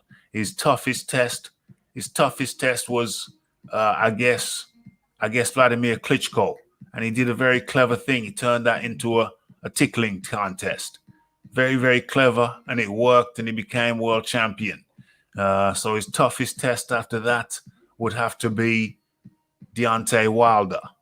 Deontay Wilder, who has seldom fought top 10 guys in his 5-year reign as champion. So he is an interesting dynamic now. He is an interesting dynamic for this conversation. How tough is Tyson Fury when the toughest guys he's been in with? One, he managed to cleverly turn the Vladimir Klitschko into not a fight. It's very clever. So he didn't really get touched. And then the second toughest guy, I guess people would say, is Deontay Wilder. But it's the Deontay Wilder who we never got a chance to find out how good he was because he wouldn't fight top 10 guys. So I put it to you, H Money. We have no clue how tough Tyson Fury is. H Money. He's very tough, my brother. You know, the comeback, of course, like you said, from a mental illness, you know, guy with, like you said, a crack house or whatever he was doing, came back from that and was able to beat the longest reigning champion in the sport of boxing, Deontay Wilder. But I mean, of course, Wilder didn't have the best resume. You know, he did beat the likes of Luis Ortiz twice, Bermain Stavern, you know, Dominic Brazil. But Wilder, his power was real. His power was real. So, like I said, Klitschko. Do we know that Deontay Wilder's power is real when he doesn't fight top 10 guys as a rule? Do we know it's real? Is it really, really real? Is it as real as we think it is? I think so. You know, to be honest, well, we could go around the panel and we could go ahead. Let's go around the panel with that. Let's go around the panel with that. And firstly, let's welcome in the Fight Doctor. The Fight Doctor, introduce yourself to the people. Fight Doctor's in the house on Rick James status as always. Thank you, gentlemen. Have a good evening and good evening. Thank you and good evening. Lead out. We're talking about how tough is Tyson Fury. He was the toughest guy he fought. Was it Deontay Wilder? And if so, how tough is Deontay Wilder really when he very rarely fights top 10 guys? How tough is Tyson Fury? Well, I mean, I'm assuming that you are that the goal here is to compare Tyson Fury's toughness with that of Anthony Joshua. Am I correct?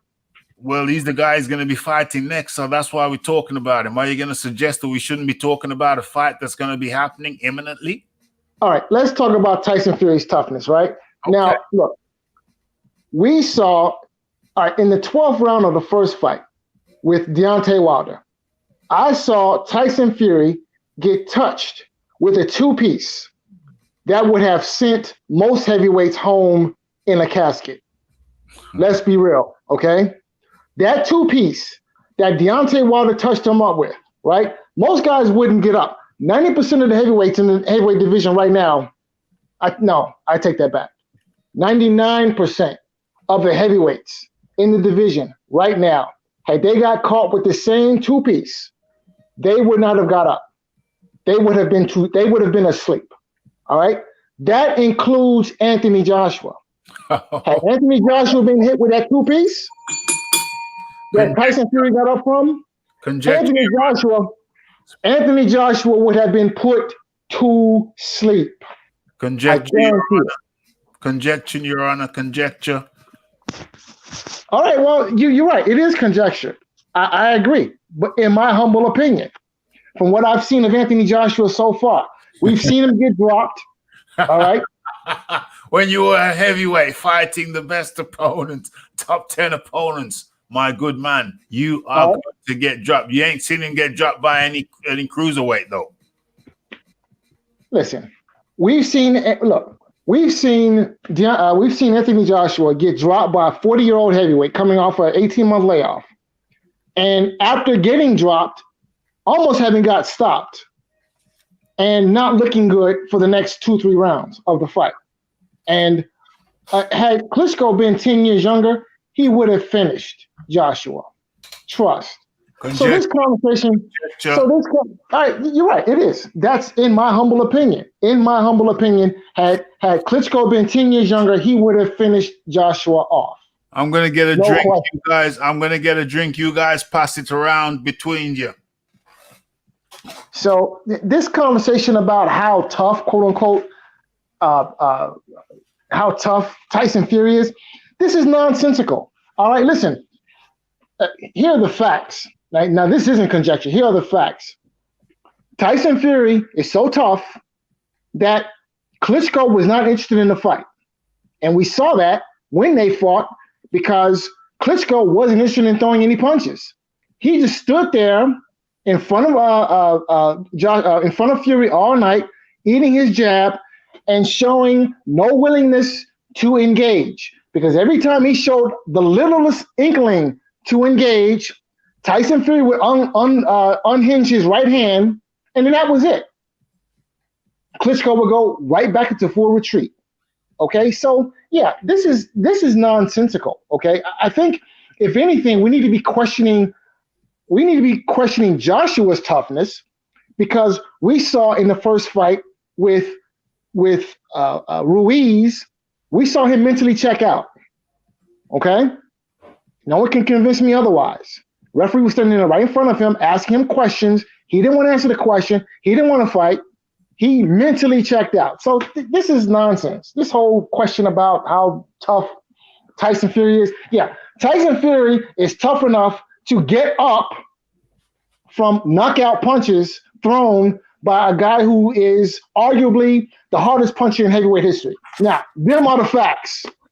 Them are the facts. Them are the facts, sir. The fight doctor. So you agree that with me that Tyson Fury is he has more heart than AJ, that he's mentally stronger. Is that correct? Based on what I've seen so far, okay, I've seen one guy get up and dominate. I saw another guy get up and check out. So yeah, I agree with the fight doctor. I think the performances of each combatant in this respect speak for themselves. So it is what it is.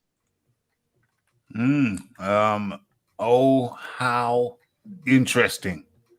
Oh, how interesting it would be if it turns out that Anthony Joshua was tougher than you thought he was.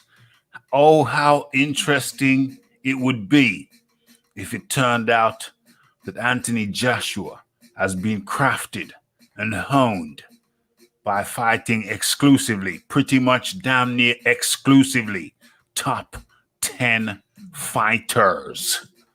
Top 10 fighters. And you guys top 10 tomato cans? Guys don't think that top 10 tomato cans. You guys don't think that crafts you and hones you to a consistent high level of performance.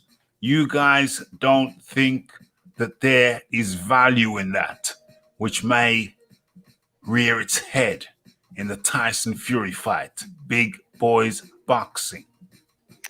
So when we talk about a fighter's toughness, what are we talking about? The ability to take a punch, the ability to deal with adversity in a fight, everything put together. What are we talking here? Because I've seen Tyson Fury take a lot more big punches than Anthony Joshua.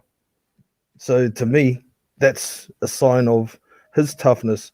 Also, going through some adversity, he went down against Nevin Pikage, got up and won the fight. He went down against Deontay Wilder twice, got up and, in most people's eyes, still won the fight. He went through some big adversity with a big cut against Otto Wallin, and Otto Wallin since has proven that he's world level by absolutely dominating Dominic Brazil. So, Joshua went down once against Klitschko, and like the fight doctor said, looked like he was taking rounds off to recover for a couple of rounds and managed to come away with the win in a fight where I thought the referee stopped the fight early as well. But when he did face more adversity against Andy Ruiz, he spat out his mouthpiece and turned his back.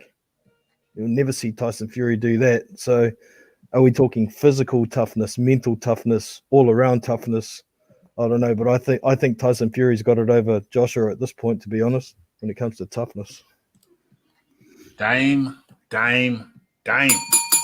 Okay. Look, So can I add something here, please? people have got Tyson Fury rated above Anthony Joshua in the toughness department. But I never seen Tyson Fury in there with a Povetkin. I've never seen Tyson Fury in there with who? Who else? He's been in there with Vladimir. Tomato can. He's been in there with Vladimir Klitschko. He's been in there with the Dillian White. Tomato can. Which other hard hitters? Tomato can. China Chin. So we got Vladimir Klitschko, Dr. Steelhammer. We got Povetkin, and we got Dillian White. Any one of those guys can turn your lights out. Deontay Wilder never fought none of those guys. Tyson Fury. Wait, stop. Tyson Fury. Hold on. No, because look, mute yourself. I haven't finished. Tyson Fury fought one of those guys. Deontay Wilder fought none of those guys. I maintain Anthony Joshua has fought the better competition of Tyson Fury and Deontay Wilder. Yeah, that drink you got must have been very strong. Okay, it must have been very strong. What tougher guy? Who are the three toughest guys that each guy has fought? I'll go first with Anthony Joshua, Vladimir Klitschko, or Alexander Povetkin, and I'll go with Dillian White when it comes to stopping power. Yeah. Okay. So yeah. All right. Who's the top? Yeah. So listen. Here are the facts. Wait. Here are the facts. Okay. Who's the top three for Deontay Wilder, and who's the top three for Tyson Fury? Let me speak on Fury's behalf. Let me speak for Fury. Fury, of course, he beat Vladimir Klitschko, a younger Vladimir Klitschko, who was the champion for I believe 12 years at that time. 12-year run as a champion. Tyson Fury. How many years? I'm sorry. 7 years, but 7 years. Okay, 7 years. Thank you for correcting me. He beat Klitschko when Klitschko was on top of the game. Then he beat Deontay Wilder, who's arguably the hardest puncher in the history of boxing. Destroyed Deontay Wilder. You know what I mean? And then he beat also, you will have to say Otto Wallin or a Derek Chisora. Derek Chisora, Otto Wallin. I think they'd be right there. Let me write this down because this is interesting. Shizzle just got real.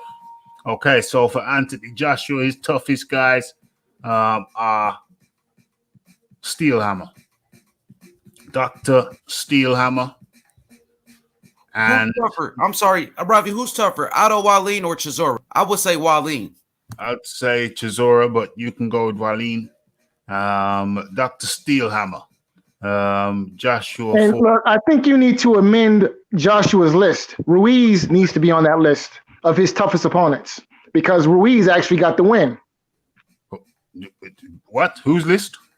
The toughest opponents that Joshua has faced, one of those opponents needs to be Ruiz because Ruiz actually beat him. Dr. Steelhammer, Povetkin. You could have a good point there. Ruiz. Okay, Ruiz and then White. YTE. Okay, so it's for AJ. I've got Dr. Steelhammer, Povetkin, Ruiz, and Dillian White. Wait. Didn't you just say top three? Well, that sounds like four names to me, sir. Yeah, well, top three, top four. If you can't find now, see, here we go. Shifting the goalpost once again, as you are off to do. Sir. Out of those four names, you have to choose three. Okay. Just go three. If you can't manage four, go. Okay. Three. Well, sir, it's your list. So you have to figure out which three names. Well, well, I've just wrote the three. Let me just write down H Money's list. H Money, your list again, please. Okay, Vladimir Klitschko. Yeah. Deontay Wilder. And I would say Otto Wallin. Otto Wallin or Chisora. Okay.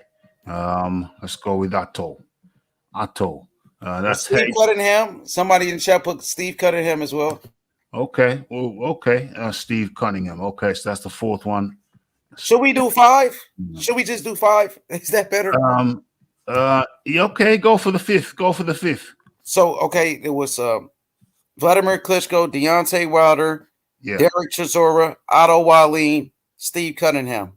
Derek Chisora, Vladimir Klitschko, Deontay Wilder, Otto Wallin, Derek Chisora, and Steve Cunningham. That's 1, 2, 3, 4, 5. Okay, so my fifth one, after Steelhammer, Povetkin, Ruiz, White. I'll go with Pulev. Okay. So big boys boxing. Tyson Fury's toughest opponents. His toughest opponents, definitely Vladimir Klitschko, Deontay Wilder, Otto Wallin, Derek Chisora, and the last one. Who would it be? I don't think it's Steve Cunningham, to be honest. Christian Hammer. Yeah, I'm throwing up between Christian Hammer and John. What's his name? The guy. McDermott. John McDermott. He's a pretty tough character, even though he's only domestic level. Yeah. J. McDermott. Okay, that's 1, 2, 3, 4, 5. Who was DC? Oh, Chisora. Okay, fight doctor.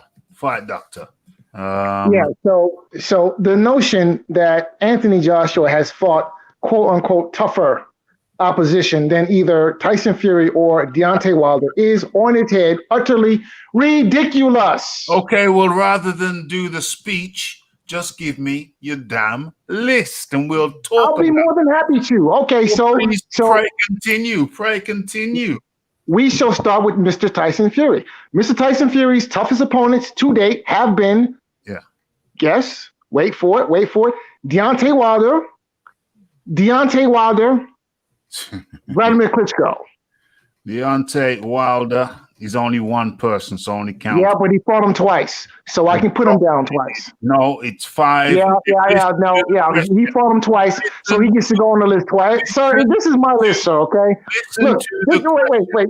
Yeah, okay, so just like you were shifting the goalposts earlier, okay? Yeah, if I want to have the same guy on the list listen to the question. Who are the top 5 toughest fighters that Tyson Fury fought? Top 5 toughest fighters. So one fighter can't count twice. Please. Yeah, but when he fought him twice, so he can. What are you talking about? Give me your list. He fought him twice, so yes, he can. Give me your list. Deontay Wilder. I just gave you my list. Deontay Wilder is 1. Who is second? Sir. I understand that Deontay Wilder is one person, but I can count him twice because Tyson Fury fought him twice. Who is your second person, sir? I've given you my list of top 3. I'm not playing these shift the goalpost rules, okay? Okay. It was not a question with top 3, and I just gave you my top 3. Who is your third person?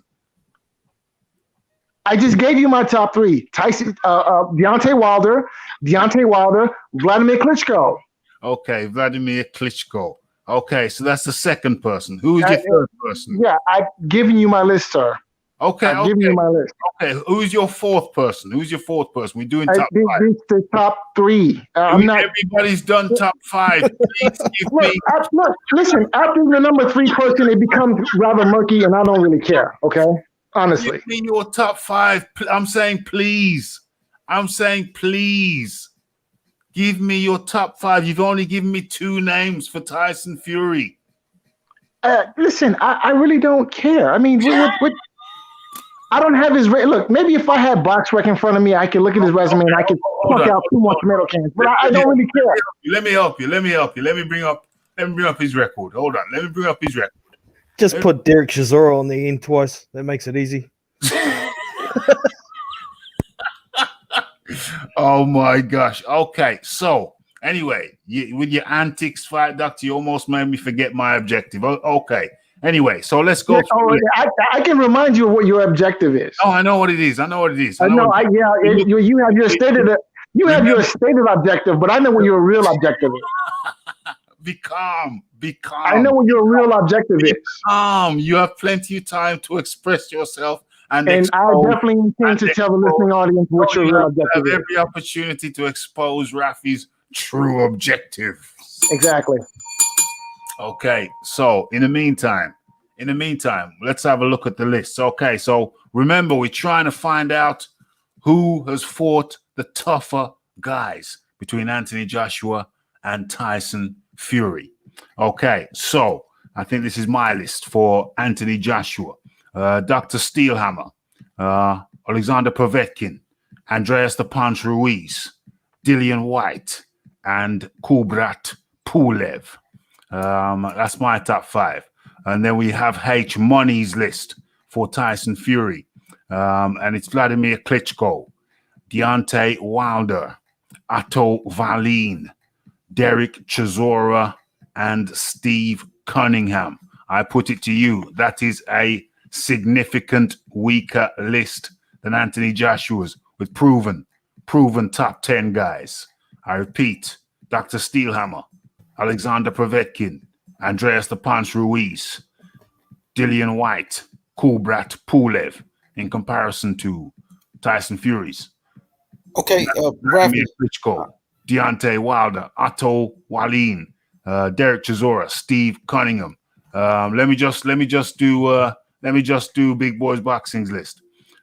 Big Boys Boxing list for Tyson Fury is Vladimir Klitschko, Deontay Wilder, Otto Wallin, Derek Chisora, and John McDermott. I put it to you.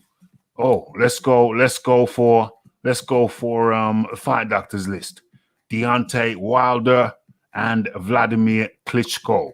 Only got 2 on the list. I put it to you, ladies and gentlemen of the jury, that Anthony Joshua has fought the toughest opponent of the 2, H. Monet. Yes, my question real quick for you, Rafi, I'm sorry, is, Tyson Fury beat Deontay Wilder, right? So could we look at Tyson Fury's best win and compare it to AJ's best win? Who has the best win on their resume? Well, I think, before we do that, let's do that in a moment. Oh, no, sir. No, sir. You need to answer the question, okay? No shucking and jiving. You need to answer the question. That was a direct question. Yeah, and it's a direct question, which moves us slightly away from the question we're dealing with right now. So I'll answer that immediately after we solve this little riddle here. So I have to go around the table and I have to ask people. We've all heard the list. So I have to ask people around the panel, who do you think, on hearing all of those lists, who do you now say has the toughest guys on their resume? Has anybody changed their mind? H. Monet. I'm sorry, Rafi, what was the question, sir? Yeah, so the question is, after hearing all of those, after hearing everyone's lists, who do you now think has fought the toughest guys? Has anybody changed their position? Starting with you. Hey, and then we're going to get to your question. Starting with you on this question, H. Monet. Well, when you look at longevity, now, I'm not being a fanboy here. I'm not going to be a Fury fanboy. What I'm going to do is be honest. Now, when you look at longevity, right, Rafi? Anthony Joshua beat more champions, correct? He beat more former champions, Joseph Parkers, the Charles Martins. Yes. You know, but that win of Tyson Fury beating Deontay Wilder, who was the most dangerous man in the planet, that win propels Tyson Fury's resume over AJ. That's what I would say. Puts him over the top. Yes. The way he did it, knocked him out in spectacular fashion, dominated the fight, predicted the knockout, and he spoke it into existence. He went out there and handled his job. So Fury, bro, that win with Wilder is so significant. It puts him above AJ's resume.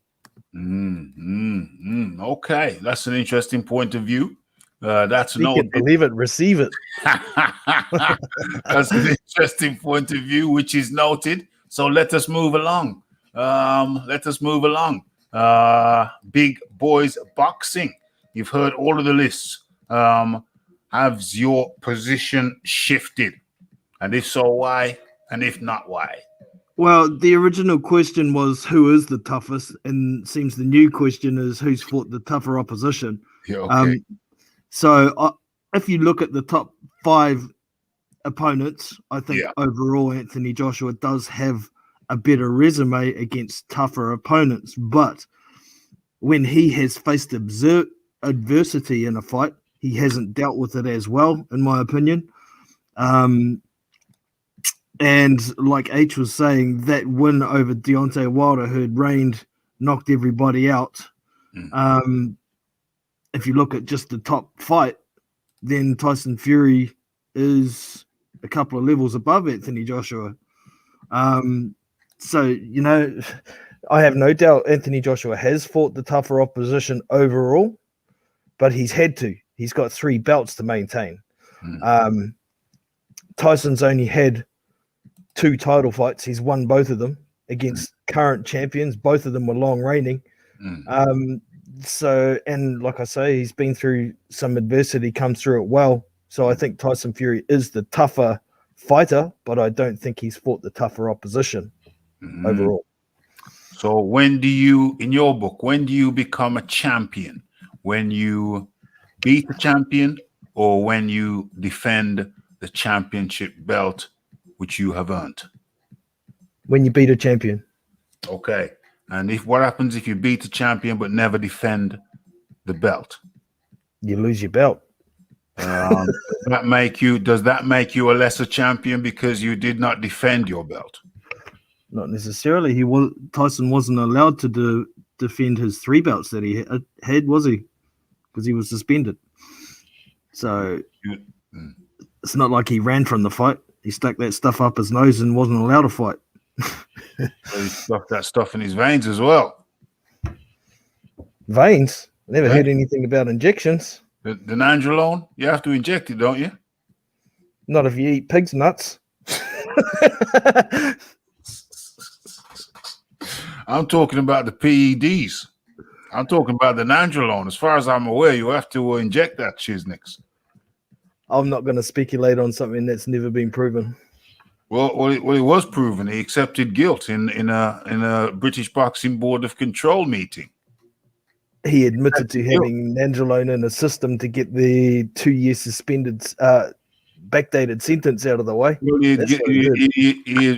accepted guilt, and the charge was using PEDs, and he accepted guilt and took a 2-year backdated ban. Exactly. So he accepted guilt. He did. PEDs. He did. That's not to say there was any proof of him sticking needles in his arms. He accepted the guilt as a means to an end to get that suspension out of the way. To get the suspension out of the way. He obviously had nandrolone in his system. It was proven. So, but, you know, I'm not going to say that he's sticking needles in his arms when there's no evidence of it. Get myself in trouble. So how do you think he was taking the steroids? You mean you think there might have been oral? I have no idea, man. I have no idea. Okay. And before we get to Phil, we got to get to the fight doctor. The fight doctor. It's on you. And sir, you are still shucking and jiving. Pray do tell. How so? Yeah. Pray do tell. Yeah. You need to answer the question that was directed to you, sir. Well, I'm going to answer the question after you answer. I'm going to answer the next question after you answer the current question. I think that's fair. Okay, as long as you don't duck Mr. H Money's question, I'm not going to. I'm not going to allow that to happen. I'm not going to. Please answer the current question, and then we can speak to Phil, and then we can move on to the next question. Wait. What is the current question? If you'd have just answered the damn question instead of arguing, you'd have been answered the question. I think it was after hearing the list who has the tougher resume, opponents in their resume. Yeah. Okay. So I think the notion that Anthony Joshua has somehow fought tougher opposition than either Tyson Fury or Deontay Wilder is ridiculous. Mm-hmm. And I think any sane, reasonable person with two eyes and 20/20 vision can see and demonstrate that to be the case. So no. Okay. So everybody on the panel so far has said that yes, Joshua has the better resume, but you're saying that he has neither a better resume than Fury nor a better resume than Deontay Wilder. Is that correct? Is my understanding correct, the fight doctor?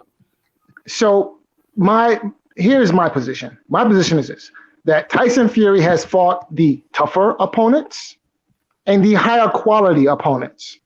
And I think an argument can be made for Deontay Wilder having fought the tougher opponent overall in Tyson Fury, because there's better. I don't think there's a fighter on Anthony Joshua's resume who is tougher or is better than Tyson Fury. I agree. I agree with that. Great point. Now, if you want to say that overall Anthony Joshua has fought higher opposition or better quality opposition overall over a longer period of time than has Deontay Wilder, then you would have an argument. I wouldn't argue against it. However, if the question is who has the better opponent, then that would be Deontay Wilder, without question. Why? And why has he got the better opponent? Because he fought Tyson Fury twice. Meanwhile, Anthony Joshua was getting knocked out by the Pillsbury Doughboy. So there's no well, hold on. There's no argument to be made. Who's the better opponent, Tyson Fury or Vladimir Klitschko? Who's the better prize? If you're telling me, wait. Fury beat Klitschko though, right? Tyson Fury. Wait, hold on a second, sir. Wait, hold on a second. Wait, stop. No, sir. No, listen. Your damn mind. No, sir. Now, listen. That's all speculation and allegation, and that's fine. You can speculate and you can make allegations all you want. However, the facts are not subject to your allegations or speculation. And the fact is, Tyson Fury beat Vladimir Klitschko before Joshua did. But them was the facts. But he was drugged. He was not fit. Okay, yeah. Speculation, allegation. It should be a no contest. Shucking, jiving, which you were good at. Yeah, shucking and jiving, sir. Shucking and jiving. Okay. So wait. See, hold on. Should have, could have. Listen, let us please deal with the facts. Okay, let me just move on to Phil, and then we can keep the thing moving. Let me move on to Phil, and then we can get to H Money's question. And all right, because I'm not going to let you duck Mr. H Money's question. I'm not ducking. Please, let's have a sense of decorum. And in comes the man we call Big Texas. It's the Phil Walker with the Saturday Night Special down his left sock. Phil Walker, how you doing? What's up, man? Check me out, man. Look. I'm gonna be real with you. I don't even know why this is even debated at this given point in time. All right, look, check this out, man. Anthony Joshua by far has a better resume than Deontay Wilder and Tyson Fury. But I'm not going to speak about Wilder because that's not what the conversation is about. It's about Tyson Fury. Yeah. Now, what I say is, okay, Tyson Fury does have a decent resume, I would say. But at the end of the day, when you really break it down and you go name by name, okay, since Tyson Fury's come back from the suspension, he's fought against pretty much bums, and he fought against Deontay Wilder. And that's just the truth. And I can make an argument that he really fought against bums before he got the fight with Vladimir Klitschko and beat him. Now, I'm not saying that Tyson Fury isn't a good fighter. Obviously, he's a very talented fighter. And at one point in time, I had him as the best heavyweight in the world, and it still can be an argument that he is the best heavyweight in the world, without a doubt. But you can be the best with a lackluster resume, and I think that's a prime example of Tyson Fury. When you talk about Anthony Joshua, okay, let's really talk about it. Okay, Charles Martin, champion. Tomato can. Hold up, 1 second. Hold up. Fight, doctor. Nobody interrupted you, brother. All right. Charles Martin, champion. Stop him. Okay. You got Joseph Walker. Some people call him Snooze Fest. I still say he pretty much dominated the fight. If you want my honest to God's opinion about it. Okay. Then you have Vladimir Klitschko. Stopped him. I don't know if this is champion. I do realize I'm naming champion, right? Yeah. I'm just putting that out there just in case anybody got any confusion about this. Yeah. Vladimir Klitschko, champion. Okay. All right. Then you Wait. Klitschko was not a champion when Joshua fought him. Do not interrupt, please. Yes, thank you. So, yeah, I'm not talking about either. It's not necessarily when the fight occurred. It's the fact that these guys were champions at one point in time. So that suggests that the caliber fighter they are at least good enough to become a champion by one of the sanctioning bodies. Okay, I didn't think I needed to explain that, but there you go. All right, so Vladimir Klitschko. Okay, then let's go ahead and just, some people don't like Dillian White, but you can't deny that he's a pretty good fighter. I mean, most consensus on almost every sanctioning body has him ranked within the top 10, or once upon a time had him ranked in the top 10. Okay, now you're talking about Kubrat Pulev right now, who is the number one contender for the WBC belt at the moment. Okay, I mean, Alexander Povetkin, excuse me. Yeah. So, I mean, this is all guys that Anthony Joshua has fought. Oh yeah, let's not forget about Andy Ruiz. You can make jokes about how Andy Ruiz looks all you want, but at the end of the day, Andy Ruiz is a talented fighter. He arguably beat Joseph Walker. Okay, and he went in there and he stopped Anthony Joshua, only to come back the next fight and get dominated. So if you even want to count Andy Ruiz as a champion, you can throw him in there too as well. My point is this right here. The conversation about this right here, you're talking about Tyson Fury. Look, I'm not going to question Tyson Fury's ability to maneuver inside of the ropes. But what I can identify is the level of opposition that he's fought against. I do think Deontay Wilder is a great win, and I do think Vladimir Klitschko is also a great win. Outside of Deontay Wilder and Vladimir Klitschko, really? I mean, are you guys really count Trezor and Cunningham and all that? You can't really count these guys, because if you're counting those guys, then you might as well count guys like Carlos Takam and these other guys, because to me that's the level of opposition Cunningham is on, or a freaking Wallin or Otto. I mean, these guys are just really C-level fighters, C-level to B- fighters. So I don't understand why this. Tom Schwartz. I don't even understand why this is even a debate. Like, yo, Rafi, I'm sorry, Phil Walker. Rafi, how long you gonna be live? I gotta go make a move real quick. I'm gonna stay on the panel. You're gonna be here for a while, right? We're gonna be cooking. We got a little bit. We got about another 15 minutes. Dang, that's it. Oh man, that's it. So yeah, like I was saying, man. So okay, I gotta go, Rafi. I gotta go. I'm sorry, Phil. I gotta go. Rafi, I'll be going live in 1 hour on my channel. Everybody is welcome. Everybody's welcome. Rafi, come through. Right, Phil. Yeah, Rafi. Yeah. I'll be over there. And Mr. Dawkins, you need to bring yourself over to H Money's channel tonight. I will be there so we can continue the conversation. It's midnight. We continue the conversation. Yeah, no, don't duck me, son. Don't duck me, son. Don't duck me, Come on, son. Rafi. I want you to come to the panel. I want you to come to the panel, Rafi, so I can introduce you to Bill Hayden. No, past midnight. Half an hour All right, so Don't duck me, son. let me finish up. Man. We're right here. Carry on. Yeah, Phil. let me finish up. So, me, quite frankly, honestly, man, at this point in time, I am extremely tired of even having a discussion about these resumes, man. I mean, let's be real, man. Anthony Joshua has honestly done almost everything right in his career outside of making the Deontay Wilder fight happen, and that can be placed blamed on whoever your favorite fighter is. You can blame the other guy. Let's just leave it at that, right? So, look. He's fought excellent opposition in comparison to Tyson Fury. Okay. So I don't even know why this is even a debate, man. Tyson Fury hadn't fought. I mean, 2 of his fights since the suspension is guys that wasn't even in the top 15. Now let's be honest about this, man. And that's not me hating on Fury. I'm just displaying the facts. These guys were not even in the top 15. I don't even think maybe in the top 20. I mean, okay, wait, stop. Can we? I have a question for you. Okay, I have a question for you.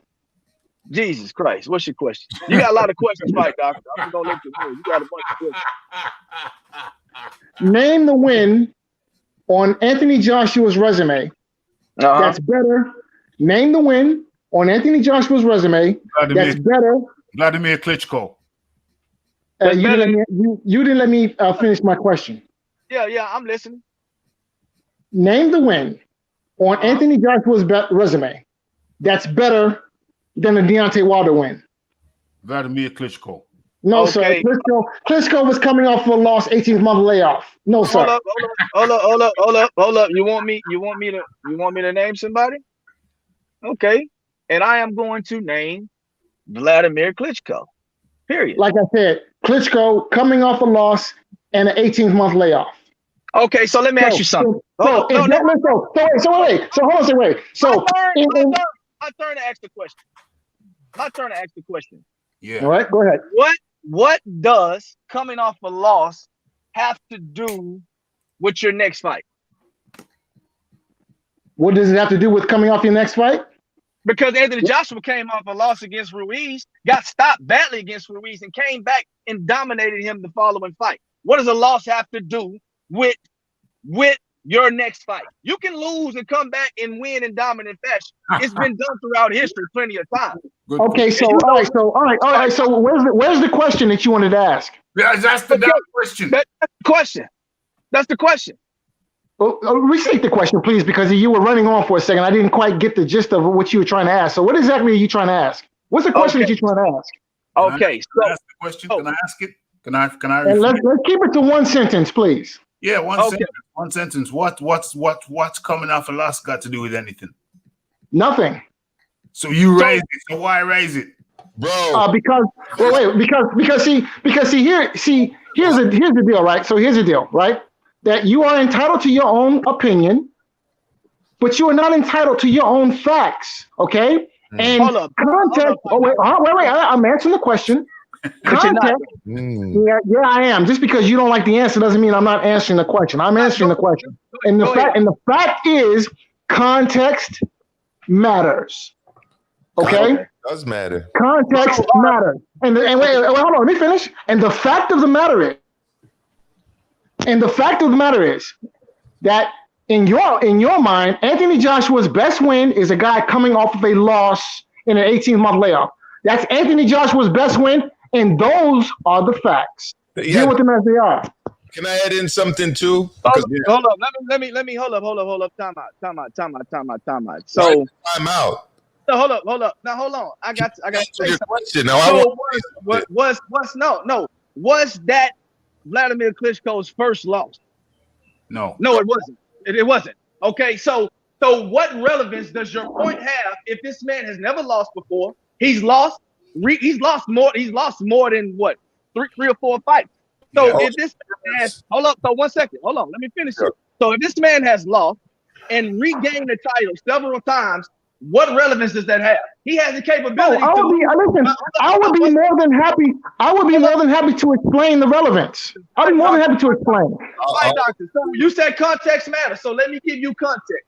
Vladimir Klitschko has lost and regained the title and dominated after losing a match.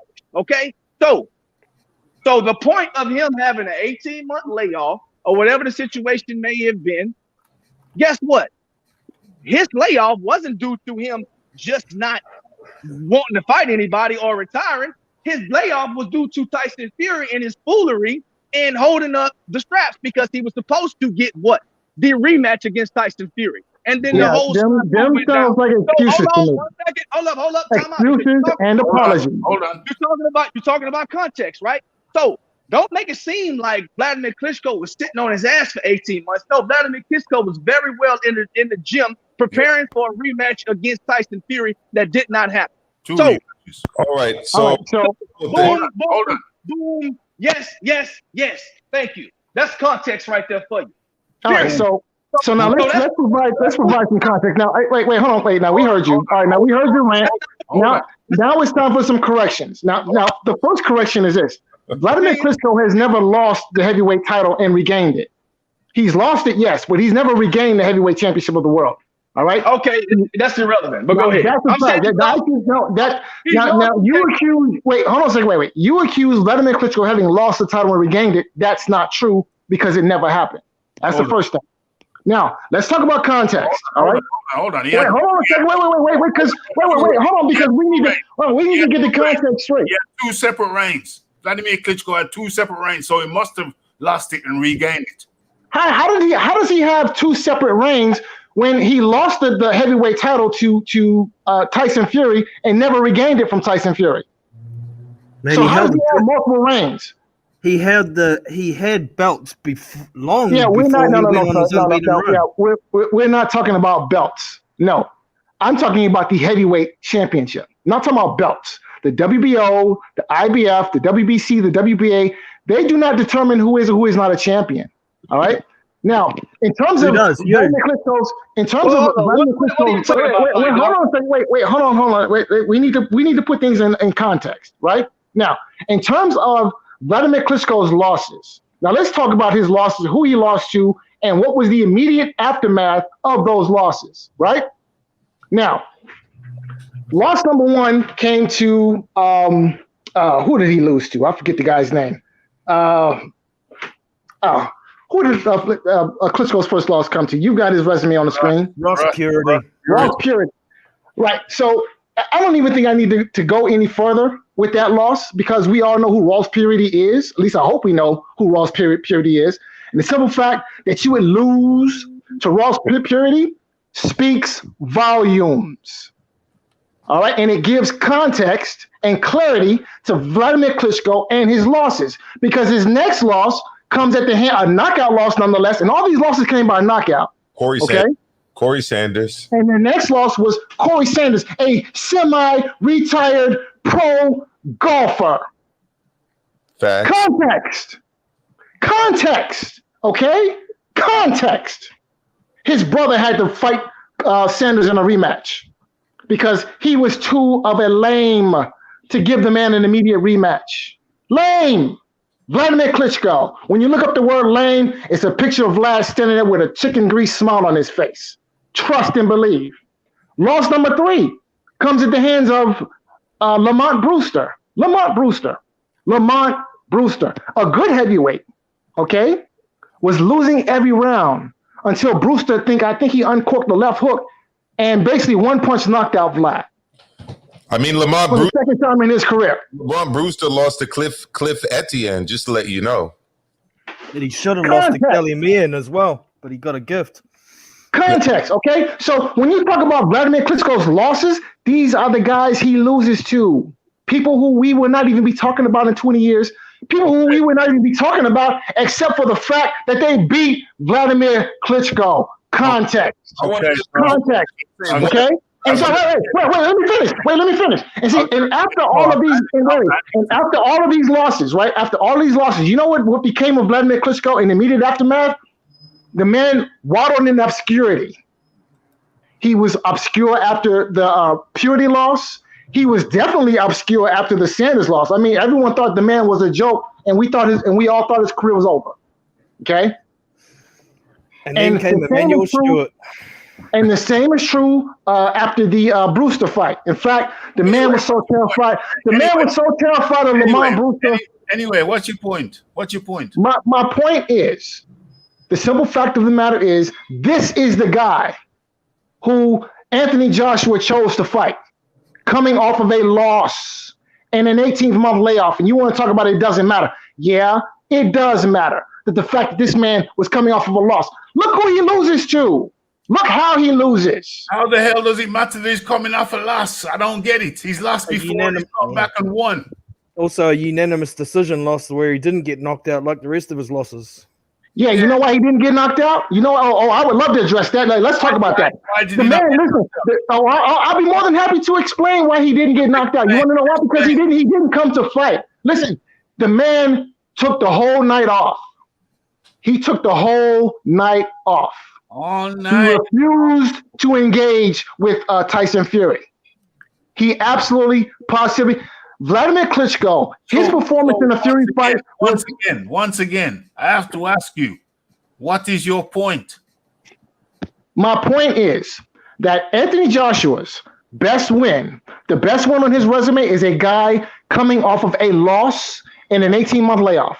Those are the facts. Okay, so and above and beyond that, a guy who likes to lose to nondescript opposition by knockout. He's lost before and come back to win. So how does it matter that he's coming off a loss? He's lost before and come back to win. He wasn't. Wait. Okay, all right. So let's talk about Vladimir Klitschko's resume. Who is he beat? No. Who is he beat? Who is he beat? He was not knocked out. He just lost to in a feather duster contest. I'm not gonna say he hasn't beaten anybody because he beat Povetkin. Okay, he beat Kubrat Pulev. He beat David Hay, who I've always respected as a fighter. Like he did beat guys, and he did knock out guys too. Guys that hadn't been knocked out before, like Brian Jennings. But what I wanted to say though was that look, you can make a fact to formulate an argument, and we can all do this. Like I could tell you a fact that I think is pretty indisputable, which is that Joshua's road to becoming heavyweight champion, the dude he beat, is much weaker than the guy that Tyson Fury beat to become heavyweight champion.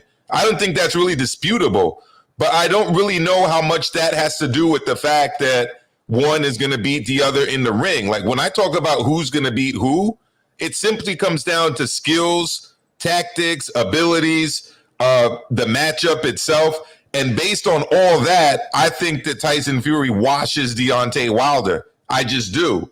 But it's not because I think that his victory over Klitschko, which, by the way, was a much better victory than Joshua's victory over Klitschko, because no one picked Tyson Fury to win that fight. There was a lot of people who were picking Joshua to beat Klitschko, saying that he was over the hill, saying, that he was just past it.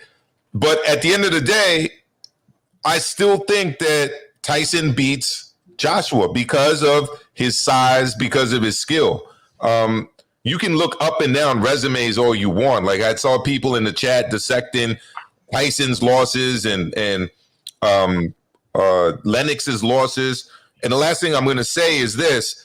I really don't like it when people say that Joshua dominated Ruiz. To me, that wasn't dominating a man. That was refusing to fight on the inside. That was using your physical advantages to stay on the outside. Dominating a man is what Lennox did to Rahman in the rematch. Dominating a man is what Lennox did to Tyson when they fought. He did not do that to Andy Ruiz, and I'll just leave it at that. Hey, let me ask you one quick question about that, right? So are you saying because you didn't like the manner in which he won, it wasn't dominant? Because it's a win. Yeah, it's a win. Like, I don't see that as domination. Like, look at the definition of the term domination. That's not what he did. And at the end of the day, fucking Andy Ruiz showed up like 30 pounds heavier than he did the first time. Like, okay, so look, so let me say this right here. So look, Language, all right, language, so please. him out. so hold up, That would have been dominated. okay, look, so this is my rebuttal to that. Okay, how Andy Ruiz shows up to the fight is not Joshua's issue. That's my first thing. The second thing is this right here. At no point in time during that fight did Andy Ruiz even remotely look like he had a chance to win. Joshua pretty much stayed at distance. Stayed at distance. 1 second, man. Let me finish. I didn't interrupt you. What Joshua did was he stayed at distance and he boxed Andy Ruiz from the outside because you know why? He was able to do so. You just said yourself, he refused to do this, he refused to do that, and he used his physical advantages and boxed from the outside. Well, what it sounds like to me, you just described this man pretty much going in with a game plan and executing it to its full capabilities. So why do I need to fight on the inside if I can box you on the outside for 12 rounds? That's just ridiculous. I can answer that question. I can answer that question. Hold on, let me answer the fight, Doc. I can answer that. Let me answer. Hold up, I'm not done yet. And I wanna do a rebuttal to Fight Doctor real quick. Fight Doctor, look, at the end of the day, this is why we can't get the fights that we want, because people like you are sitting here basically saying this man coming off a loss and he's no good after he comes off a loss. This is why fighters don't want to get in a ring with good opposition, because when they lose, people calling them bums, telling them they over the hill and all this other kind of foolishness. At the end of the day, Vladimir Klitschko went on the ring, he lost, bounced back, and he was a champion for a very long time, and he's going to be a Hall of Famer, no doubt. So I don't know what your problem is with Vlad, but you know, statistics showed that he was a good champion and he dominated during his reign. I mean, that's the fact. Wait, stop. No, wait, stop. Wait, stop. Let me. There's lots to pick apart there. First and foremost, hold on a sec. Let big boys boxing have a chance to respond. Nah, man, I was just saying, Fight Doctor's jumping in and going, stop. So don't be rude. Don't be rude. Yeah, let's keep it polite. Rafi, here's what I wanted to say, and I'll just close it out on this. Look, we can have a difference of opinion. I respect my man Phil. I respect his opinion. It's all subjective at the end of the day. But if you are a track athlete, right, and you're running a race, if you just run just ahead of the other person and win the race, to me, that's not dominating the race. You got to destroy the dude to be considered a dominant performance or dominant win. Like Michael Johnson was considered a dominant athlete. What word would you use then? What word would you use? He destroyed the field. He destroyed it. He didn't what word would you use in place of dominant? I mean, he boxed his way to the victory. To me, I'd say he boxed. No. But if you had to pick a word, what word would you use? One word. I would use the word cautious. It was a cautious win. He did not want to engage the dude on the inside. On the inside, he hugged. Why? Why does he have to engage, my brother? He doesn't have to, but if you don't engage, don't tell me it was dominant. Well, okay, so if you shut the guy out, he was a shutout. Yeah. He was a shutout. Wait. Exactly. Can I get in here, please? Hold on. It was a shutout. So it was. He was a shutout. He shut him out. He shut out Ruiz. Shut out a 300-pound, 5'11" dude who ate his way out of the heavyweight championship of the world. Like, congratulations, dominating. It's a shutout. He was a shutout. He shut him out. I mean, but what is Ruiz's physique and him has to do with Anthony Joshua's convincing win? Zero. Can I answer this question? Can I answer this question, please? Lewis would have put that dude on his ass. Lennox Lewis would have knocked that dude.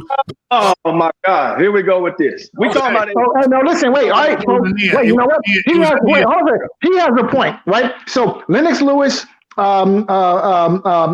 what's his name? Rahman. Okay, has been retired for 15 years. That's what. Hold on a second. Let me finish. Now, I seen Rahman knock Lennox Lewis out in the first fight, right? Now, what does Lennox do in the rematch? He puts him cold to sleep. Lennox Lewis is an excellent example of a dominant heavyweight, an alpha male, a first-class A-list heavyweight, which unfortunately Anthony Joshua has not proven to be on that level, nowhere near. Anthony Joshua was supposed to lay Andy Ruiz out. He was supposed to knock him out. Okay, period. This guy knocks you out in front of a Madison Square Garden audience, and you are just satisfied with outboxing him all night? No, that's not what a dominant champion does. Okay, listen, when Larry Holmes got knocked down, if you knocked him down, you know what he would do? He would get up and he would knock you out. That's what he would do. Almost entirely. If you put him down, he got up and he knocks you out. That's a dominant champion, okay? May I remind you of the original question, because we veered off the original question a little bit.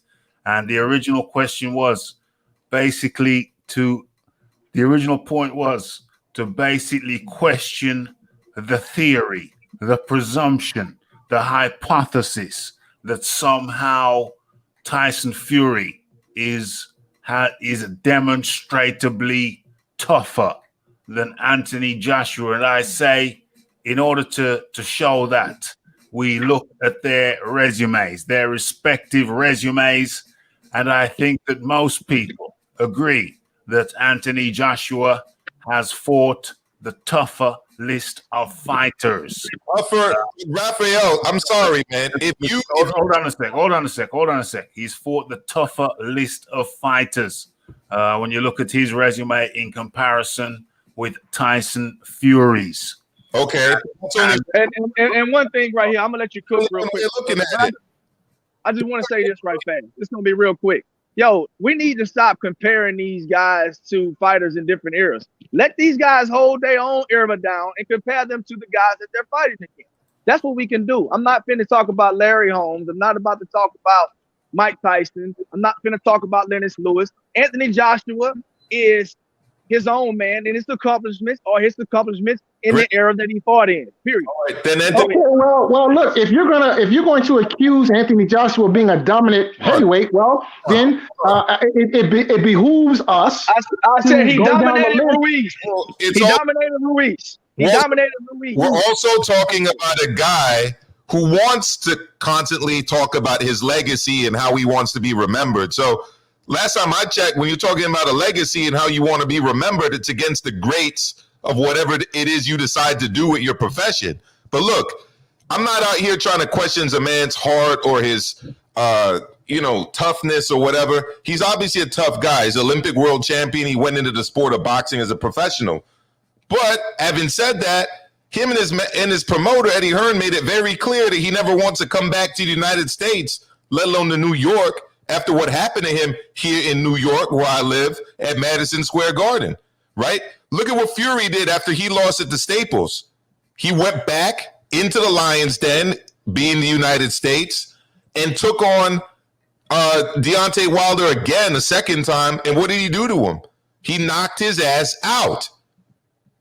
Like, that's just what I like to see my heavyweights do. Like, look, at the end of the day, Lennox could have boxed Hasim Rahman for 12 rounds and just danced behind his jab and refused to fight on the inside and push off Rahman and then go back to jabbing, then hug Rahman, then go back to jabbing and 1-2. But he didn't do that. All right. So what significance does where you fight have in your legacy again? I'm confused about that. Well, it has to do with your legacy because last time I checked, you know what? Ali went to Zaire. Ali went to Manila. Ali went to Jamaica. Ali went to the Bahamas. Ali wasn't just comfortable fighting in his home country or jurisdiction that his promoter decides to dominate, and which is what Matchroom has done with Saudi Arabia. You might as well call the Saudi Arabia Commission the Matchroom Commission, because that's exactly what it is.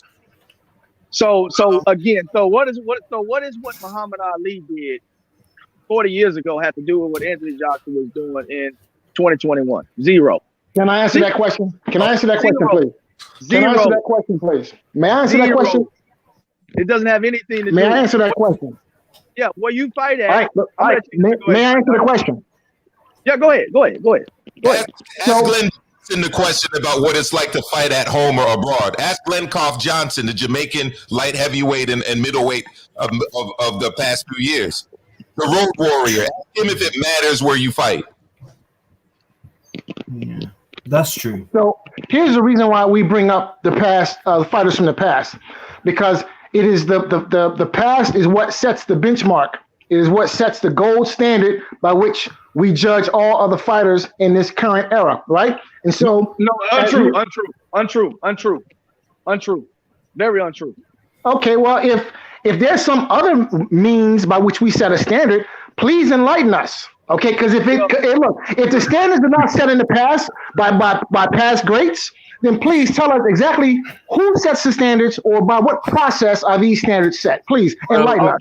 Well, So I'm still a bit confused about how we got so far away from the point. Because remember, the point we were challenging, the point I was challenging. I can answer that question. Hold on. The point I was challenging was that Tyson Fury was somehow demonstrably tougher than Anthony Joshua, and so I can answer that question too. Wait. I looked for a way, and you're not next, by the way.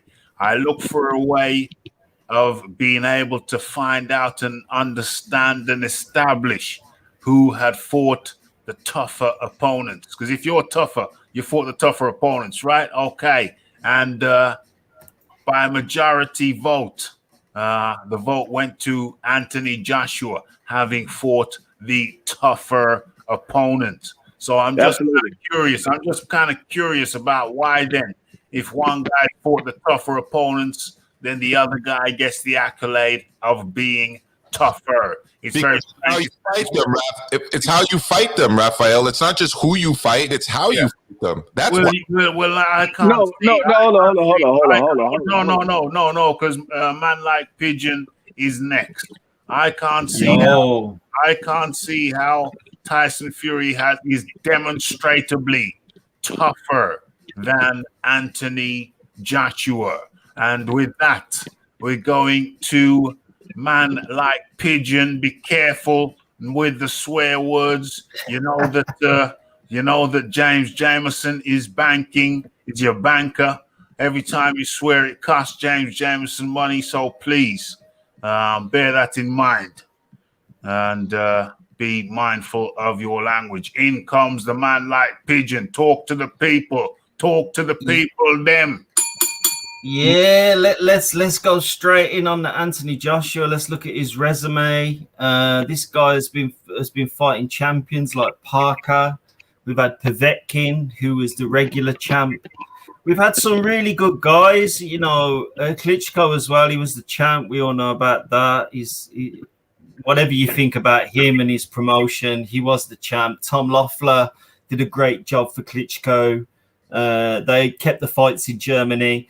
Listen, I understand all aspects like the YTBC, the LDBC. I understand everyone's sort of perspective on this in terms of what's going on, but you have to try and keep it sort of down the middle. That's why a man like Pigeon always stays out of the left and the right. I'm the same with politics. I don't go for the right. I don't go for the left.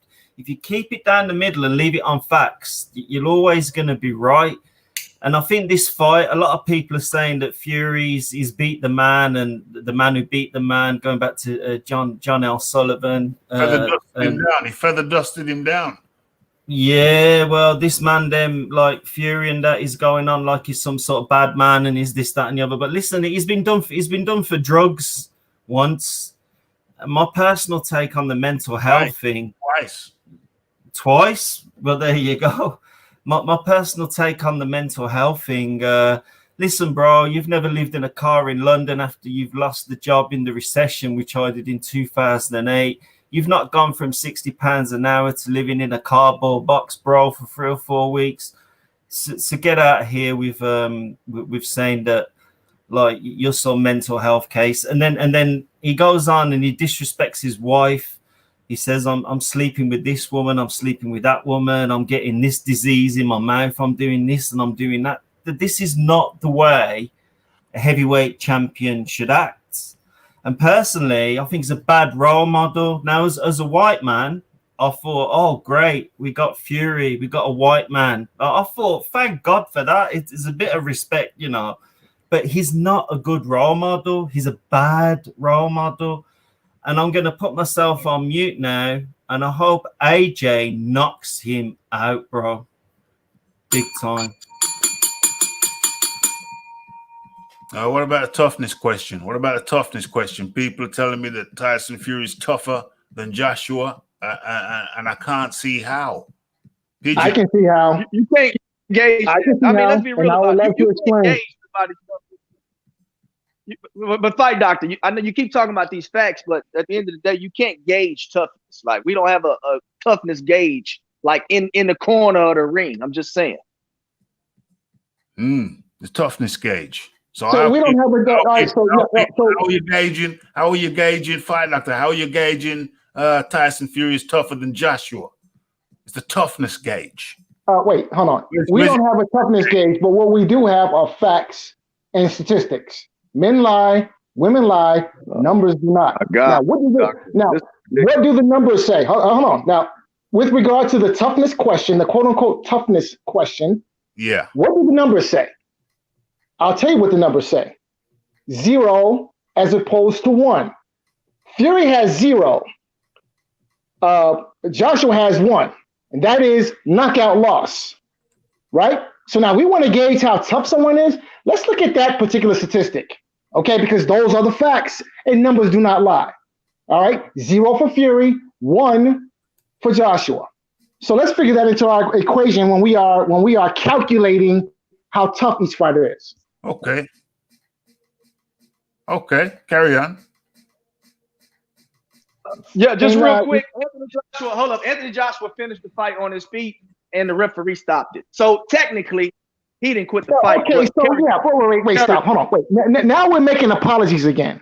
All right, again, man spit his mouthpiece out. The man turned his back, spit his mouthpiece out, and showed no interest in fighting. Okay. Fight doctor.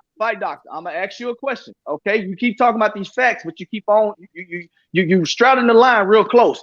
Who stopped? Did Anthony Joshua stop the fight? Did his corner stop the fight, or did the referee stop the fight? So wait. So what is the purpose of the referee? It's a simple question. What is the referee's job? Who stopped the fight? It's a simple question. Wait.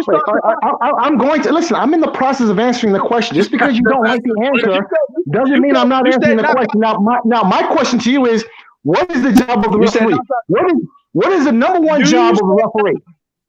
All right. So I'm going to answer that question. I'm going to answer that question. Answer the question. The job of the. Listen. I'm answering your question. All right. All right. Now. Who stopped the fight? The job of the referee, his main task in a fight is to protect the fighter. That is his number one objective, right? Now, who has the latitude, the best judgment in terms of if a fighter is able to continue or not? Who is in the best position to make that determination? Who? The ref. So, all right. So, okay? wait. Hold on a second. Wait a minute. Hold on a second. Wait a minute. Wait. Now, hold on. Now, listen. I'm not saying that there isn't such a thing as a bad referee stoppage. I've seen plenty. Okay. Case in point, Chavez Taylor. Horrible stoppage. Horrible. But Ruiz Joshua 1 was not. Wait. Let me finish. Ruiz Joshua 1 was not Chavez Taylor 1. Not even close. Simple fact of the matter is, wait, hold on, let me finish. Simple fact of the matter is, Joshua had been knocked out of the fight. The referee was in front of Joshua the whole time, watching what was going on, looked him dead in the eye, and determined he was unable to continue. That is a legit knockout. Now, my question to you is this. Where was the outroar? Where was it? Wait, hold on. Wait, let me just finish, please. Let me just ask. Now, you've asked me questions. Now, let me ask you a question, right? Where was the outrage? Where was the emotional outpouring of frustration when the fight, when the Joshua got stopped in the first? Oh, his internet. Okay, so can I please answer this? Ralph. Yeah. All right. So this is the deal right here. So now we're talking about you're saying that you can gauge Anthony Joshua's toughness, right?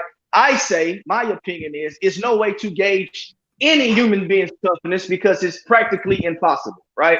Now, on to the next stage of this conversation is the fact that you just talked about, okay, knockout loss. Okay, first of all, it wasn't a knockout loss. Okay, the referee stopped the fight.